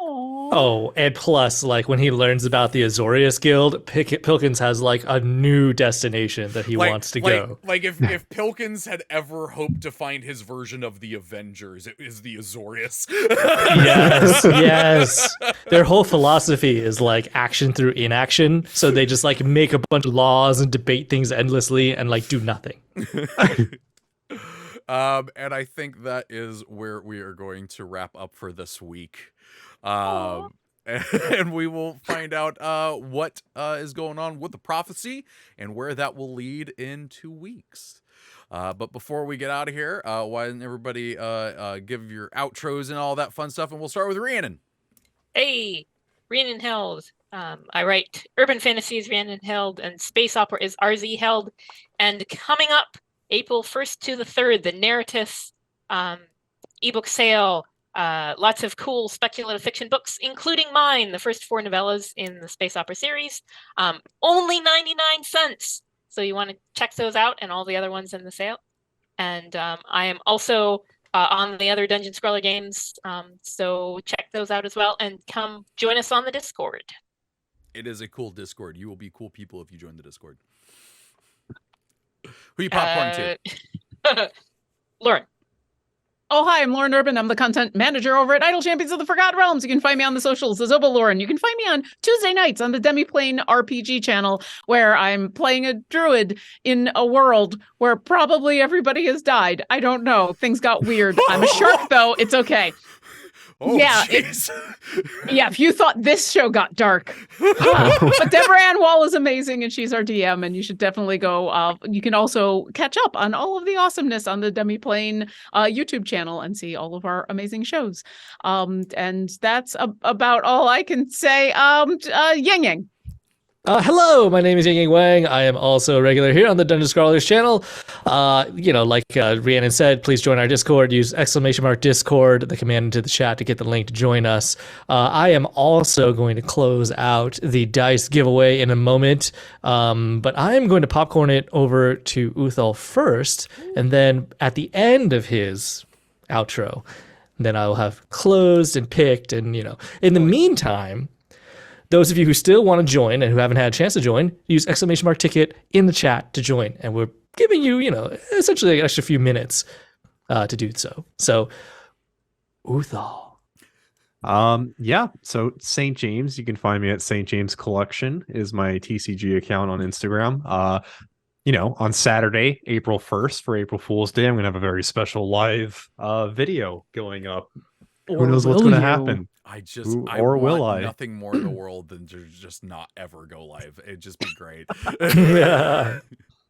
But yeah, since we're adding some extra time to it, I guess I can go over all of Uthal's titles. Oh, no. Do the dice giveaway. We don't have time. I just want to know what's the new one. You said you got a new one. What's the new one? Yeah. That one is going to be Fed from the Neolithid. I can't say it. Neolithid. Neolithid. Fed from the Neolithid. It's his new title that I just added on, so it's there amazing. Oh, nice. All right, dice giveaway. Yep, dice giveaway. All right, closing it now. Clicking the button. And congratulations! Yay! Congratulations, you won! Yes! You did it! We knew you could do it! Always believed in you. We believed in you. Did. Well, I will DM you. Ooh, someone will DM you. I don't know if it'll be me, but somebody will DM you because I'll be in Japan actually because of the whole time thing. And they'll DM you over Twitch and get your email, and then we'll get you your dice choice and square it away. Fantastic. Nice. All right. Well, I think that's going to do it for this week. I have been your DM, Trevor Bettis, and we are doing these games every other week. So in 2 weeks, be sure to come back and check this out. But always be sure to check out the awesome games they have going here on twitch.tv/Dungeon Scrawlers. Yeah, that is going to do it for this week's episode. So until next time, take care of yourself. Thanks, Bye. everybody. Bye.